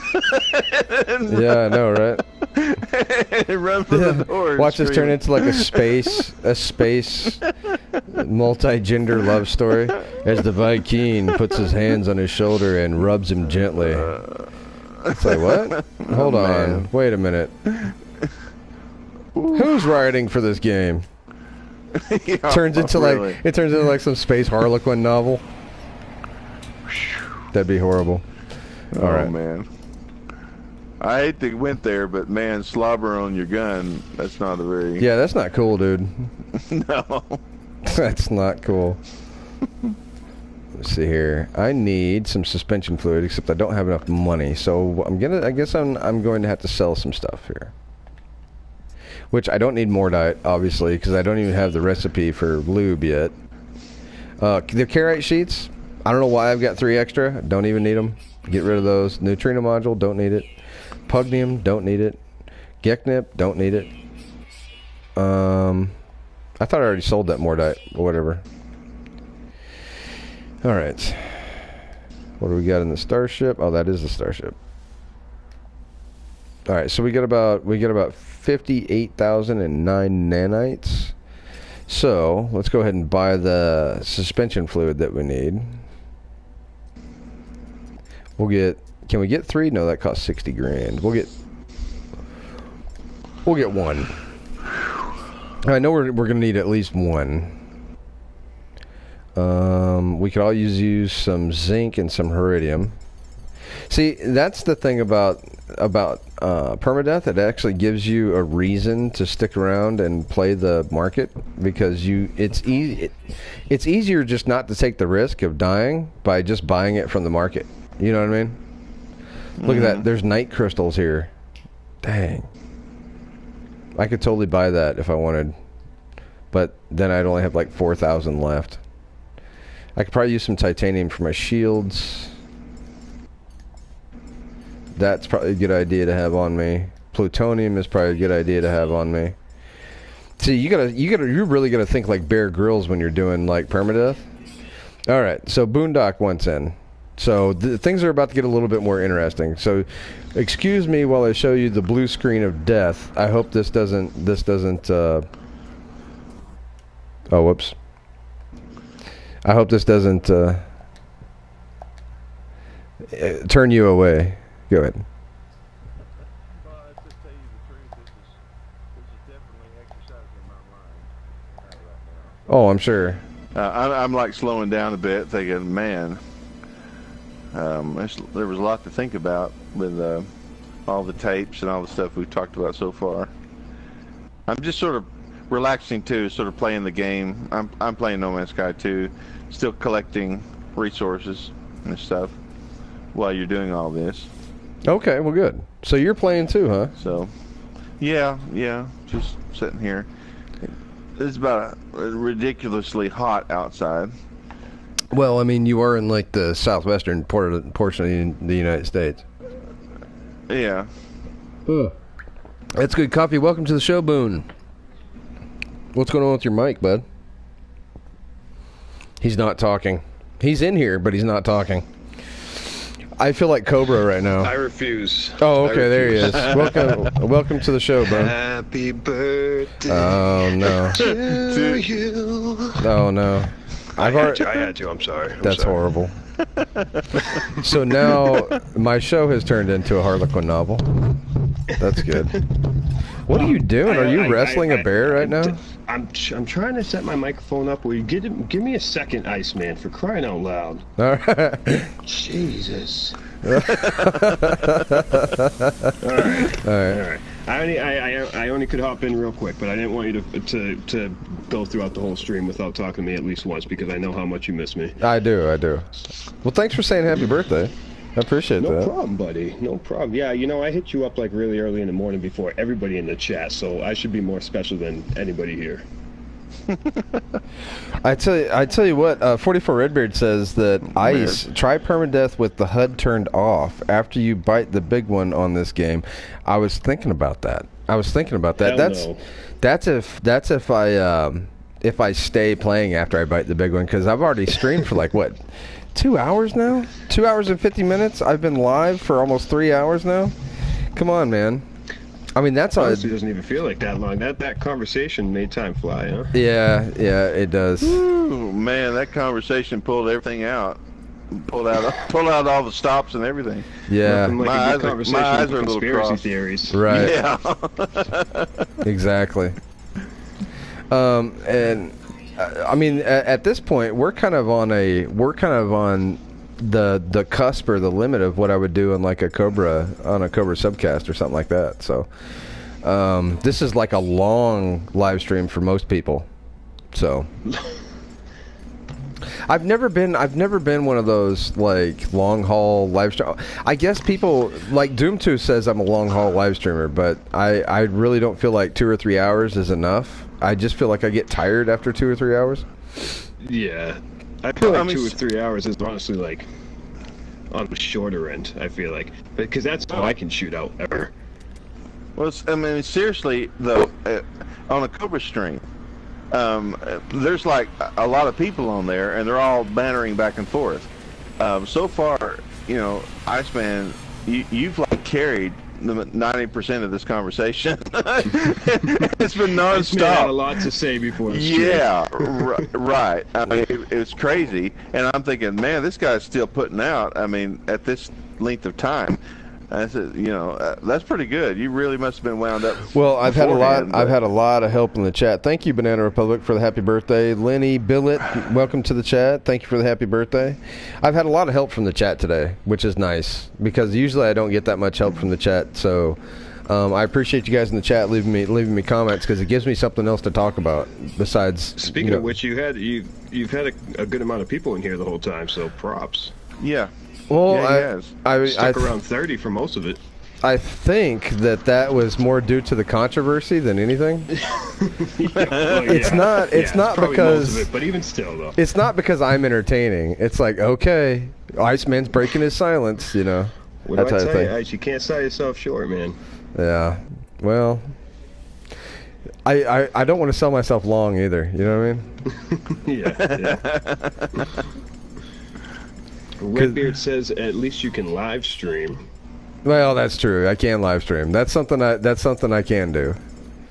It's one of those things where it's like I know what I like in a live stream, so therefore I know what everybody else likes in a live stream, because I watch everybody else's live stream, so it's pretty easy to figure it out. You want people to talk and engage each other and engage the audience. That's all. You want to be entertained while you watch somebody play No Man's Sky and possibly die. It's kind of like watching NASCAR. Yeah. Yeah. It's like, is he gonna crash on this lap? Who knows? Keep watching. But like when you come to my permadeath streams, it's almost like you're going into like NASCAR for like the worst drivers ever. So like you go there expecting to see a crash, knowing that there's 100% possibility that you're going to see a crash throughout the race. That's what my stream is like. Your stream is like, oh, could he, or could this be a clean race? You know. No, you know that's not going to happen on a Boone stream. I'm quitting Permadeath Wednesdays after the last episode. You think? All right. Well, you know what? I'm done with it. YouTube was working against me. That's what I'm saying. I didn't think I was going to die. That's what I'm saying is most of your problems on that stream was not you, or it wasn't the game. It was YouTube, man. For real. It was, yeah, which sucks. But no, I'm gonna keep doing it. I'm telling you, dude. Like we should tally up. I mean, you're already beating me. You haven't died once during the stream. You spent a lot of time in caves talking. I mean, so that helped.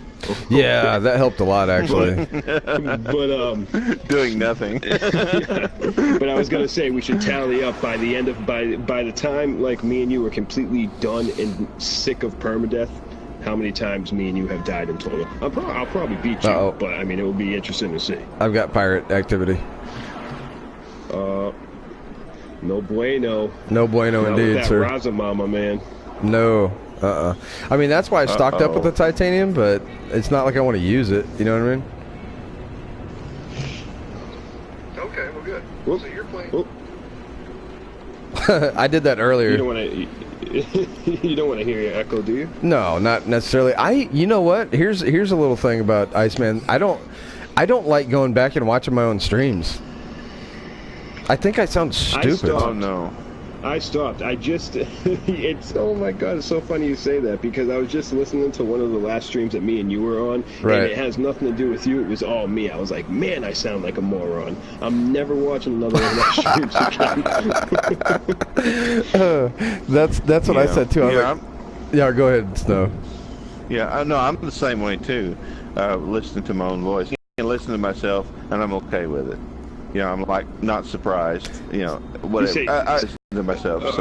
So but Aaron, as for speaking and talking, I can't do it. Aaron's an interesting guy. Aaron does AI programming in his spare time and is in plays like Oklahoma, and it actually does like theater in his spare time.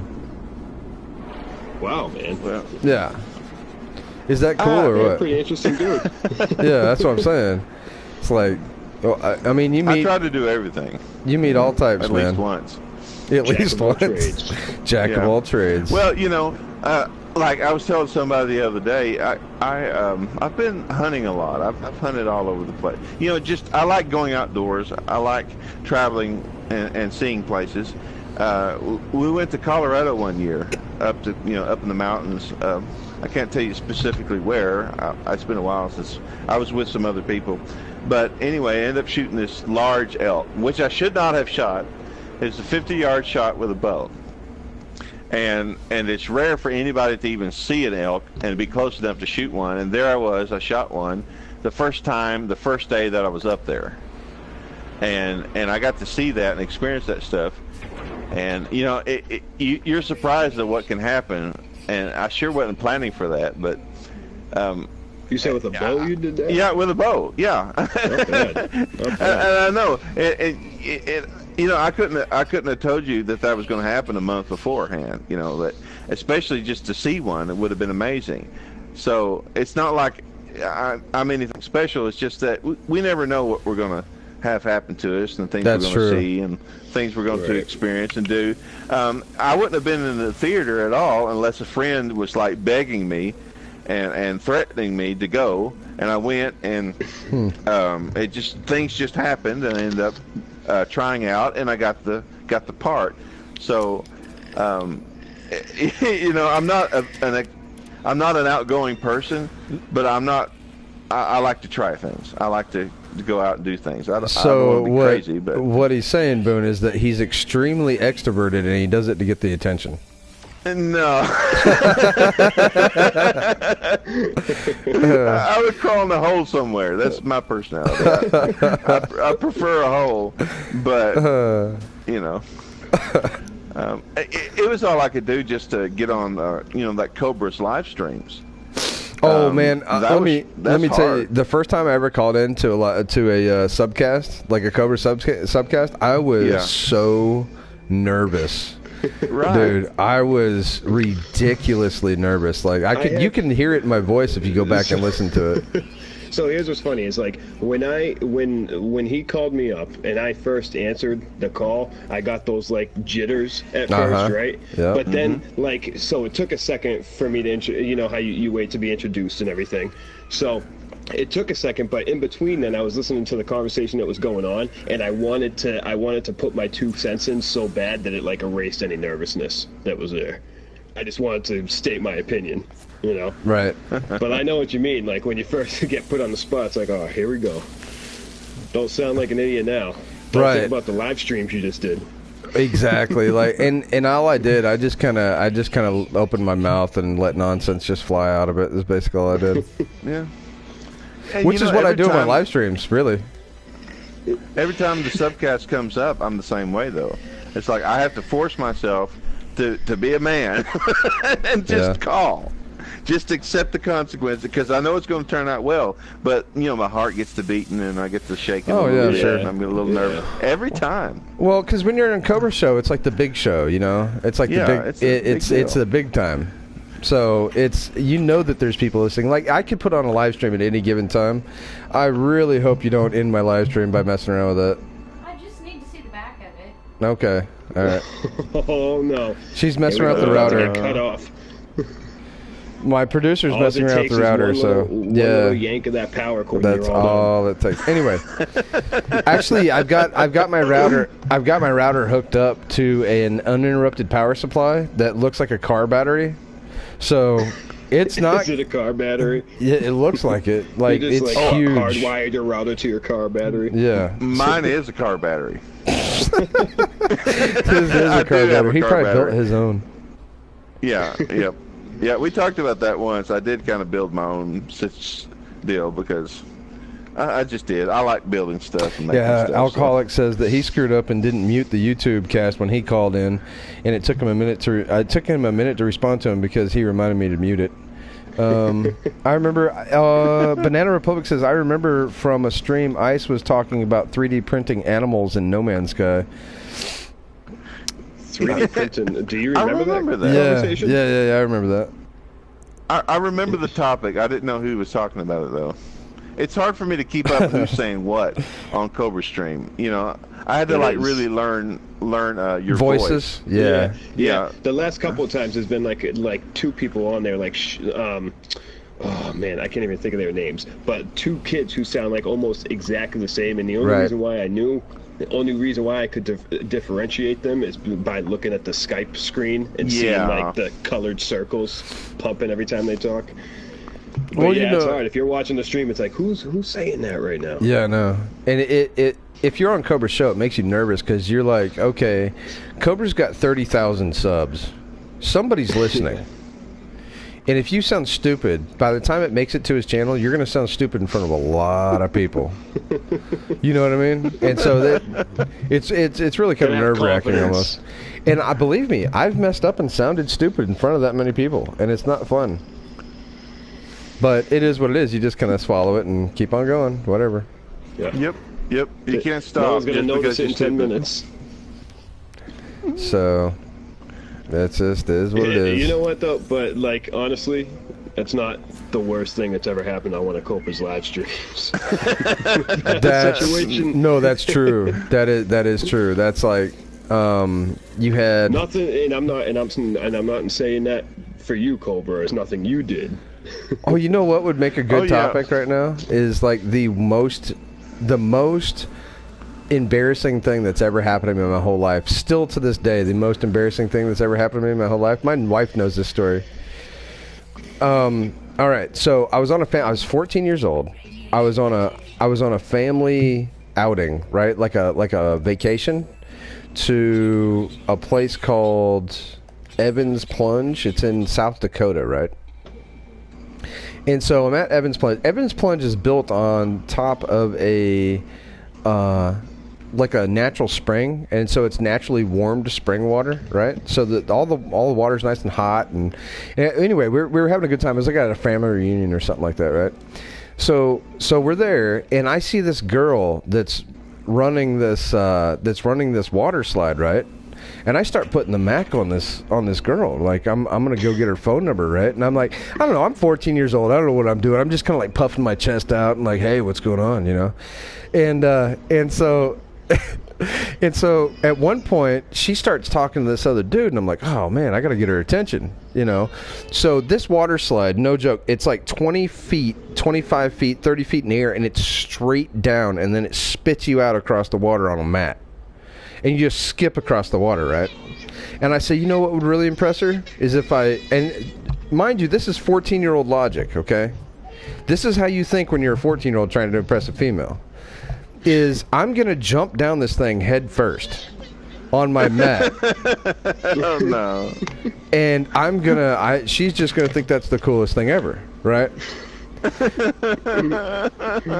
So I literally did this. I turned to her right before I went down, got her attention. I said, "Watch this," and like famous last words, dude. I went down that thing, and as soon as I hit the slide, my mat got stuck. I came off the mat, went down on my belly, and when I hit the water, my trunks came off. Yes. So, at a family reunion in front of the girl I was trying to impress. Well, was she impressed? No, she was not impressed at all. And the water was cold, wasn't it? And the water. I think what I did was I found another water slide, and I just hid for like 45 minutes underneath that water slide until like my shorts floated back over to me, and I put them on and like just went to the car and waited for everybody to get out there. Dude, it was the most, still to this day, the most embarrassing thing that's ever happened to me, dude. It was awful. Abandoned ship. Yeah. Oh man, dude. Wow. Well, I'm glad I got the pleasure of hearing that. Yeah. So that was fun. Oh man. Well, on that note, Gavin is freaking out right now, so I'm gonna have to go. All right, brother. So I apologize. No, I was that's hoping okay. that you were gonna be able to stream this afternoon, so I could be in here for the whole entire thing. I was too, but it just didn't work out. Because I had naps to take and pie to eat. And yeah. I'm sorry. Hey, can I just start calling you like Iceman Liddell? Would you like that? Iceman, like Chuck Liddell? Chuck Liddell? No, because that's not where I got the name, man. I got the name from Top Gun. Oh, there we go. Okay. Yeah. Well, right. See, that's a whole nother story, but I don't even know if you got time to listen to that one. You can tell me that another time. Either that or hit me up in the messenger. All right, that'll work. But I'm gonna try to keep the stream open in the background just so I don't kind of completely abandon you. Yeah, we know how you feel. You're like, oh, this joker, I got to keep on messing with this guy. I just want to get off the stream. I hate talking to you guys. Yeah. I hate it. Yeah, that's funny. Right. Aaron, good talking to you, man. Ice, happy birthday again. Yep, thank you. Appreciate it. Love you guys, everybody in the chat. Well, I'm gonna stick around anyway, so whatever. Yeah. All right. So there goes Boone. Yeah, man. Really brought the stream down. really bummed everybody out, man. It did, Woo, that was hard, man. That was. All right, so there's that. After telling that story, I don't even remember what I was doing anymore. I know I'm on survival. I haven't died yet. Beyond that, I don't remember. Oh yeah, that's right. I'm trying to get this warp cell. I got to go to this outpost and get this warp cell. So yeah, that's my most embarrassing story. Now, is that the only embarrassing story I have? No, that's just the most embarrassing story that's ever happened to me. What's up, Doomtooth? So yeah, that happened. I've erased most of that stuff from my memory. Yeah. You know, that was traumatic. I would have conveniently forgotten about those things. That was definitely traumatic. That was horrible. That was an awful day. But I learned a couple of good life lessons that day. Number one, whenever you turn to somebody and say, hey, watch this, the odds are about 50-50 in your favor. Really. That's what I've noticed about that saying is, hey, watch this. It usually either it pays off in a really awesome way, or you get embarrassed in a really awesome way. Either one, it's going to make a good story either way. I can guarantee you that. Oh man! All right, what do we got here? We've got a life form with a landing pad. Thank goodness. We might have to mark this place with a beacon so we can find it again. Anything with a landing pad is perfect. If they let us buy it again, or buy it, if they let us land on here again, without having to use any plutonium. All right, what do we got here? Ooh, a singular path 1. Let's check that out. 23 slots for 3 mil. I'll take it. Oh, I've only got 10,000. All right. I don't think that's gonna. What do you think about the singularity? How long before we merge with machines? Probably when Elon Musk takes his head out of his rear end. That's probably when the day that happens is the day that we hit the singularity. Well, somehow I don't think that's going to happen. Imagine that. That seems to be a stretch, but hey, stranger things have happened. Right. So the more I hear about Elon Musk and his business and stuff, man, he really pushes the envelope on top. Like he gets money from the government, right, and then does his best to perform. But of course, there's like all these things comes up, and it always costs more than what you think. Right. And so his cars and stuff are ultra expensive, and then they have to repair them because there's problems. Right. He's definitely a risk taker. So. Okay, so 44 Redbeard says, according to Jeff Foxworthy, watch this either means it's gonna be funny or nothing good is gonna come from this. I agree. Yeah. But yeah, it's Elon Musk, man. That's. I just number one, he's a fan of the simulation hypothesis. Yeah, definitely a fan of that. So that's in a way Christianity. If you believe in heaven and hell, the whole situation would, in a way, be a simulation. Right. I mean, that's true. It'd be like God's simulation. I mean, He created it, and He stops it whenever He feels like it. And there's another realm outside of this earth that contains angels and stuff, Right. So this would be technically a simulation, a temporal thing. It's considered temporal. It's considered like a test or a perfecting place, like fire to purify silver or gold or something like that. Right. There's a purpose for it. So that's like a simulation in all actuality. Well, and that's what I've tried to tell a lot of people is that the simulation hypothesis doesn't necessarily have to disagree with Christianity, really. Yeah, I mean, but people tend to be small-minded and don't. They tend to, before they know all the facts on something, they tend to dismiss a lot of stuff that they either don't want to believe in. I think that's pretty much just it, is they don't want to believe in whatever because it doesn't fit their worldview.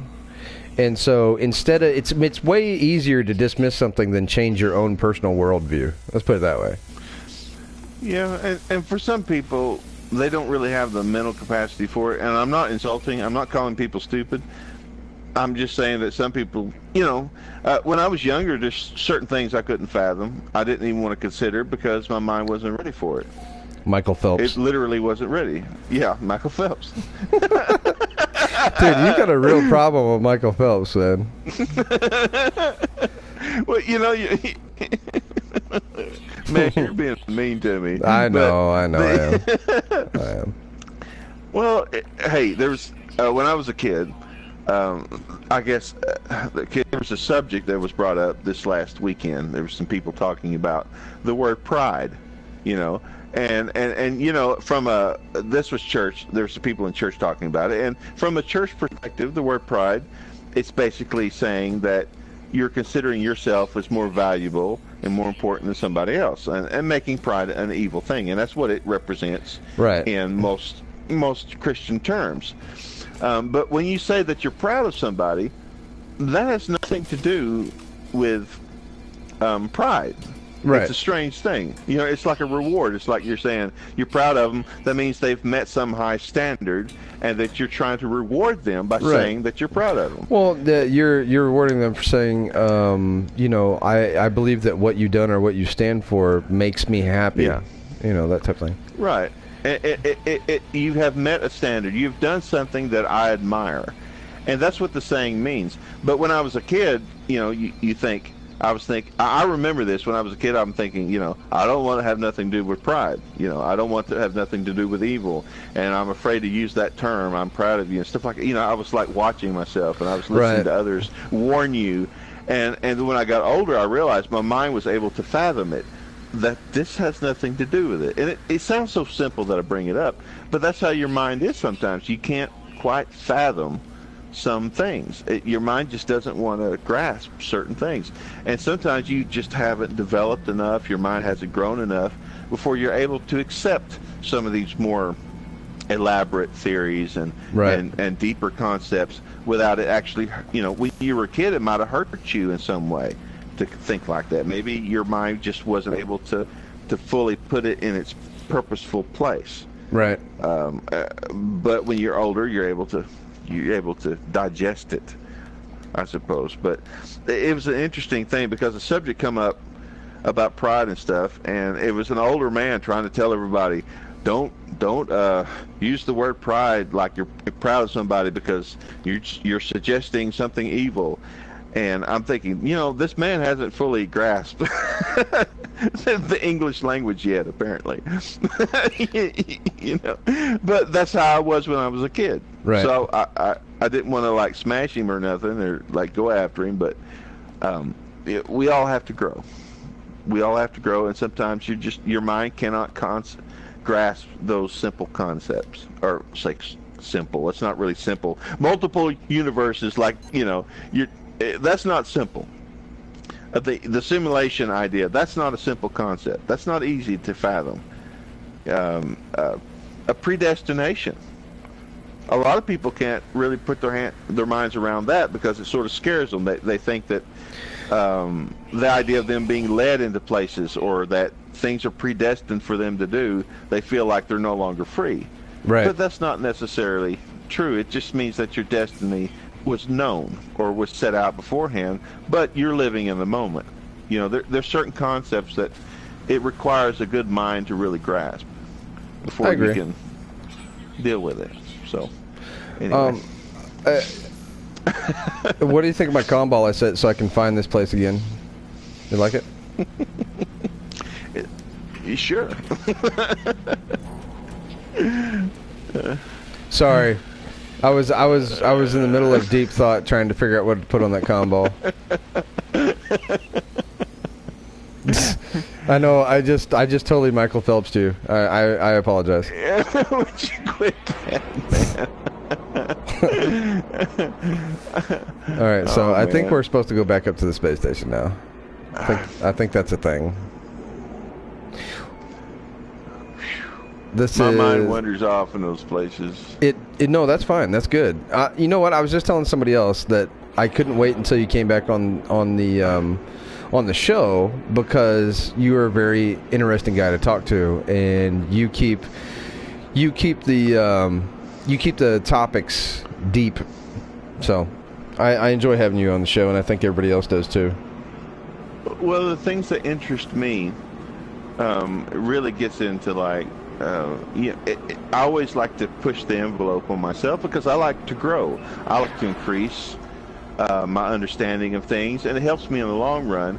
And I've never quit this attitude of increasing. I keep digging and pushing and digging and pushing, and it annoys the life out of some people because they really don't. It's like I have the personality. I have the personality of if I'll take it to its logical extreme conclusion, like. I take the extreme examples. I can't take mundane examples. Like if you understand the most middle is workable. Right. Yeah. It's like a scale. Right. Yeah. Makes sense. Yeah. To me and you, I don't know if it makes sense to anyone. It's terrible. Boone says, talking with other people. Boone says you could make a fortune as a motivational speaker. Hey, give us an example, Iceman. I want you to motivate somebody to do something. Nothing in particular, just motivate them. No, I think that he's talking about you. Oh, me? Me? Yeah. You must go forth. You must take the reins. You must find the inner power within you and stretch out amongst the cosmos and draw in inspiration and fill the void with power. Oh, there you go. Excuse me. That's good. I like that. Yeah, Boondock said definitely you. Definitely you, not me. I'm not a good motivational speaker at all. Like, I wouldn't, like, if I was your life coach, you'd have a bad day. Uh-oh, my mom's calling me. Ooh. I just declined my mother. How's that make everybody in the chat feel? Ooh.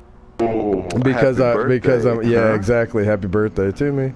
Should I call her back? Everybody in the chat. Does everybody want to listen to that phone call? Do we want to get blamed? My mom really does not want to be on this chat. I can guarantee you that. She would hate it. She would be so mad. Welcome to the chat. Oh, now she's calling again. Of course. It's important. All right. Hey, Mom. Hey, how you doing? I'm doing good. You're live on the air on the Iceman Third ID YouTube channel. How does that make you feel? I am so happy. So yeah, I'm doing I'll just tell you, happy birthday. Well, thank you, Mom. I appreciate that. You're welcome. For everybody who doesn't know, at the end of my edited and produced videos, I always say, thank you to Sunshine for making this video possible.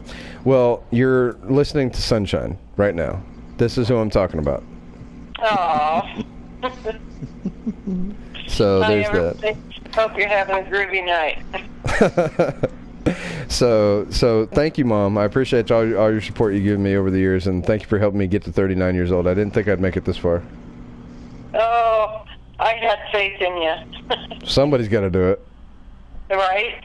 It wasn't going to be you. All right. So, okay.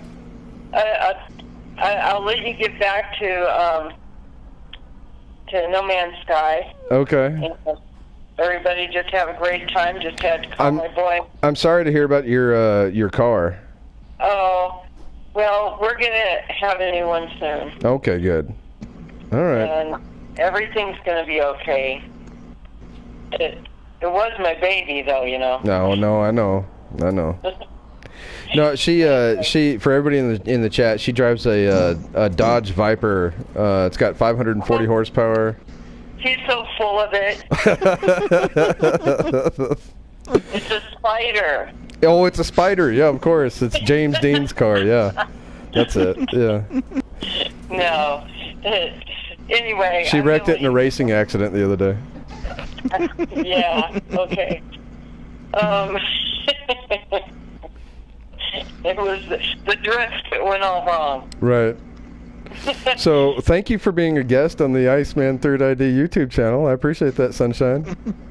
Well, thank you, my son. I love you, and again, happy birthday, and we'll just check you later. Okay. Thanks, Mom. I love you. Love you too, son. All right. Bye. Bye. Well, that's good. My mom came on the show. That's awesome. Aww.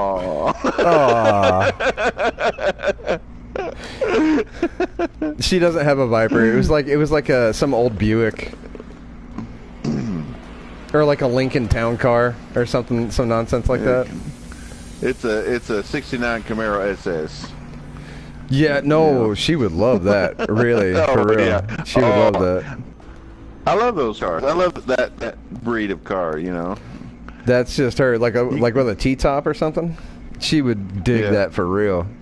I tell you, but if you slap Buick on it, she'll buy it. It doesn't matter what it is. It could be a Trans Am, and you slap Buick on it. She's like, ooh, that's nice. Put a 455 in there. Right. Nice, wide, heavy Buick. Mm-hmm. Man, full of horsepower. Shoot off like a rocket. So we've had a couple of special guests on tonight. Oh, what happened to her car for real was they live out west, and they had this huge hailstorm where my mother lives, and they had these like golf ball sized and softball sized hail coming down, and it totally like busted out every window in every car that was left outside out there. So her windshields are all gone, and there's dents all over it and everything. It looks like oh man. Yeah. Ooh, that's a cool We've had Explorer. that happen before. Well, yeah. See, you live out there where that happens. Yeah, we had I guess you'd say it's a little bit larger, or about the size of softball size hail. Right. And it wasn't thick. It's like it wasn't like every few inches. It's like I don't know how thick it was. It wasn't that dense of a hailfall, but it sent holes straight through the windshield. It sent holes things. I mean, it dented the metal on the roof when they come down. It just like went straight through things, and the dogs were so scared that they're outside dogs. They never come in. They don't even think about coming in. Right. But my mom said she opened the door and they all ran in. So running for their life. Woo, it was scary. So big, huge, man. Boone says that he had a Buick LeSabre Presidential Edition that he was in love with. So there you go. I can barely hear you. I'm going to go ahead and venture out here again and hit the scan button and try not to die. So here we go. I could barely hear you. There's a certain amount of drag on the stream and everything, and you sound a little muffled. Well, that's weird. Try adjusting your headset because you've been cutting in and out. Oh wait, maybe it is me. Is that better? I don't know. You don't know? That's a little bit better. It sounds muffled. It sounds like before you were talking with your mother, it sounded straight, but then afterwards it sounded a little muffled. Well, you sound muffled too, so I don't know what the deal is with that. Okay. Uh-oh. Pirates. Oh, dang it. Of course, as soon as I come out of here, I'll hit pirates. Okay, I just unplugged and replugged on my headset. I might as well just engage them, because if I don't, I'm going to die.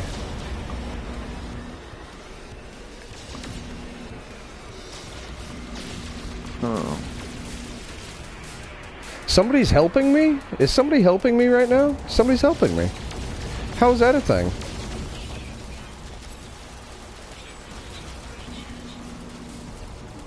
Somebody's shooting them and it's not me. Did you see this? I've never had this happen before.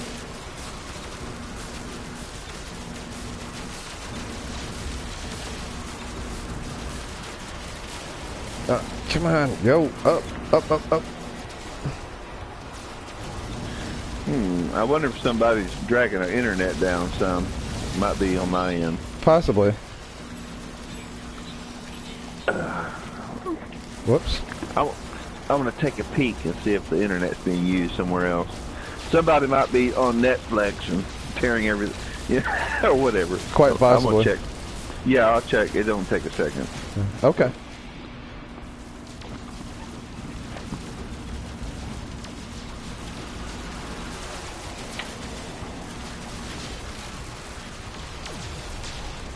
I've never had somebody help me before in here.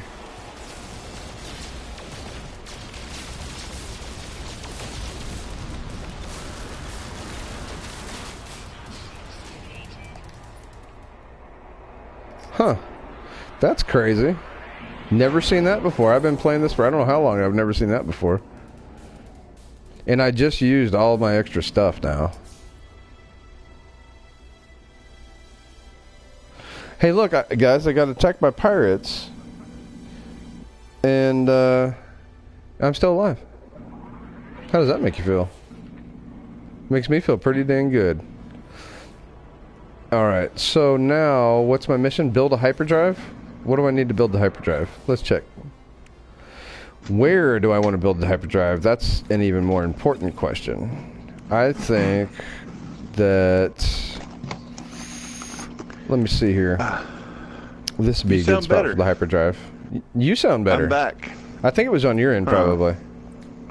Well... dynamic resonator. Okay. I need a dynamic resonator. So I didn't change anything on my end. I was too busy fighting pirates.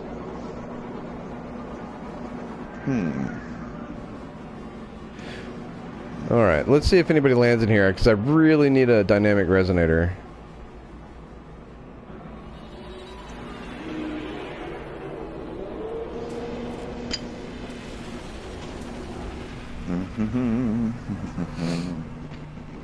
Alright. Well, the stream seems to have died out a little bit. I think 3.5 hours is a little long for people. It's pretty long for me, really, when you think about it. Oh, that's how long we've been on? Yeah, 3.5 hours, bud. Oh, really? I think I'll end it probably at 4 hours. 4 hours is probably about the max that I go on my streams. Before bad things start happening? Well, yeah, like falling asleep and stuff. Nobody wants to see that. I just bore myself to sleep. Completely wipe out. Right. That's all funny. right. So we got enough for dynamic resonator, barely. All right. Now we can finish making this hyperdrive here. Okay, got that done. Now we need to fuel the hyperdrive, which means that we're going to get another marker, probably, to go somewhere.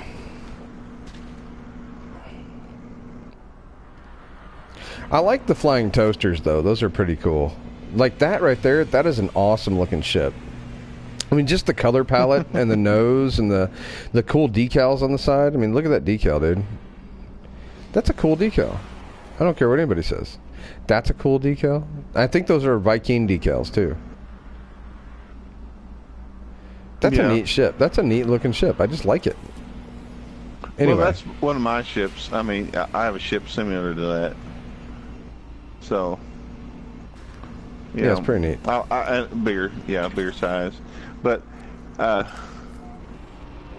well, I don't know. Ever since I need to get a higher class ship. Doom 2 says that you sound much better now. Oh, that's good.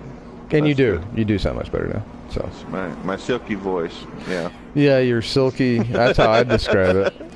That's how I would describe it. Okay, where is this now? That's got to be it over there. Ah! Don't run into the giant asteroid. And my comm ball isn't showing up. I thought your own comm balls did show up, but I guess not. I guess it's only other people's comm balls. Surely.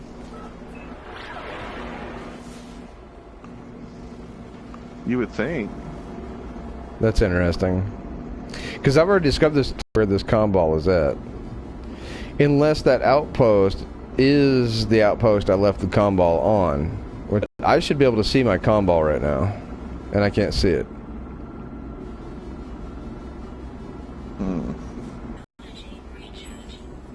I haven't even made a comm ball. I should Yeah, do it. We're getting scanned by pirates again. Haven't these pirates had enough? Oh my goodness, dude. Apparently pirates are definitely a stinking thing. Alright, here we go. My internet connection's even getting bad now. Oh my. So yeah, I think me not having like a commercial connection through YouTube is what really kind of does that. And I'm about to die in permadeath mode. Here we go. This might be the end of the stream, guys. I'm about to die in permadeath. Hold on.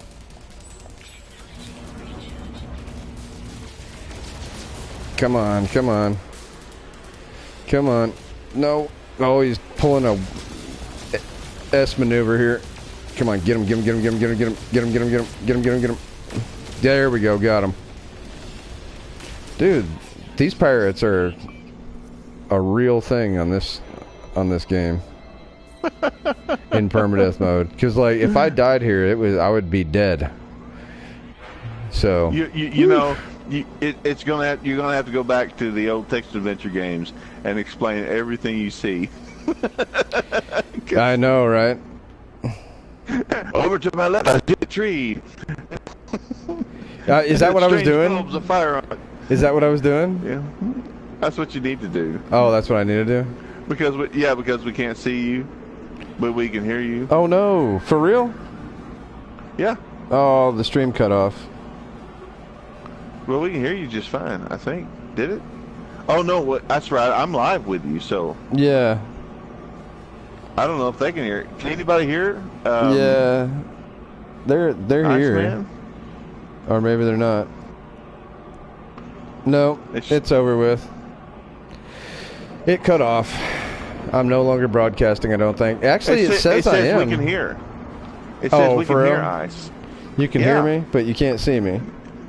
Yeah, so you don't have to be like real descriptive. I tell you what. Oh, okay, all right. See, I didn't know that because I was paying attention to pirates. So, all right. Well, here's the deal, guys. Sorry, I apologize for my internet being crud. I'm surprised we made it this long. But anyway, if you guys are still here, thank you for coming to the channel. Thank you for coming out and supporting the channel. Thank you for keeping the drama out of the comments. I appreciate that while we're talking about such sensitive things. And in the next episode of Permadeath, you might actually see me die. So tune in for that. Thank you to Aaron Snow. Thank you to Boondock for coming on the show. Thank you to Sunshine, my only and one sponsor, coming on the show. I love you, Sunshine. And I'm going to land here pretty quick, but thank you for everything, guys. Thank you for making this the best birthday ever. Colt, thanks for naming that planet after me. And we'll see you guys in the next one.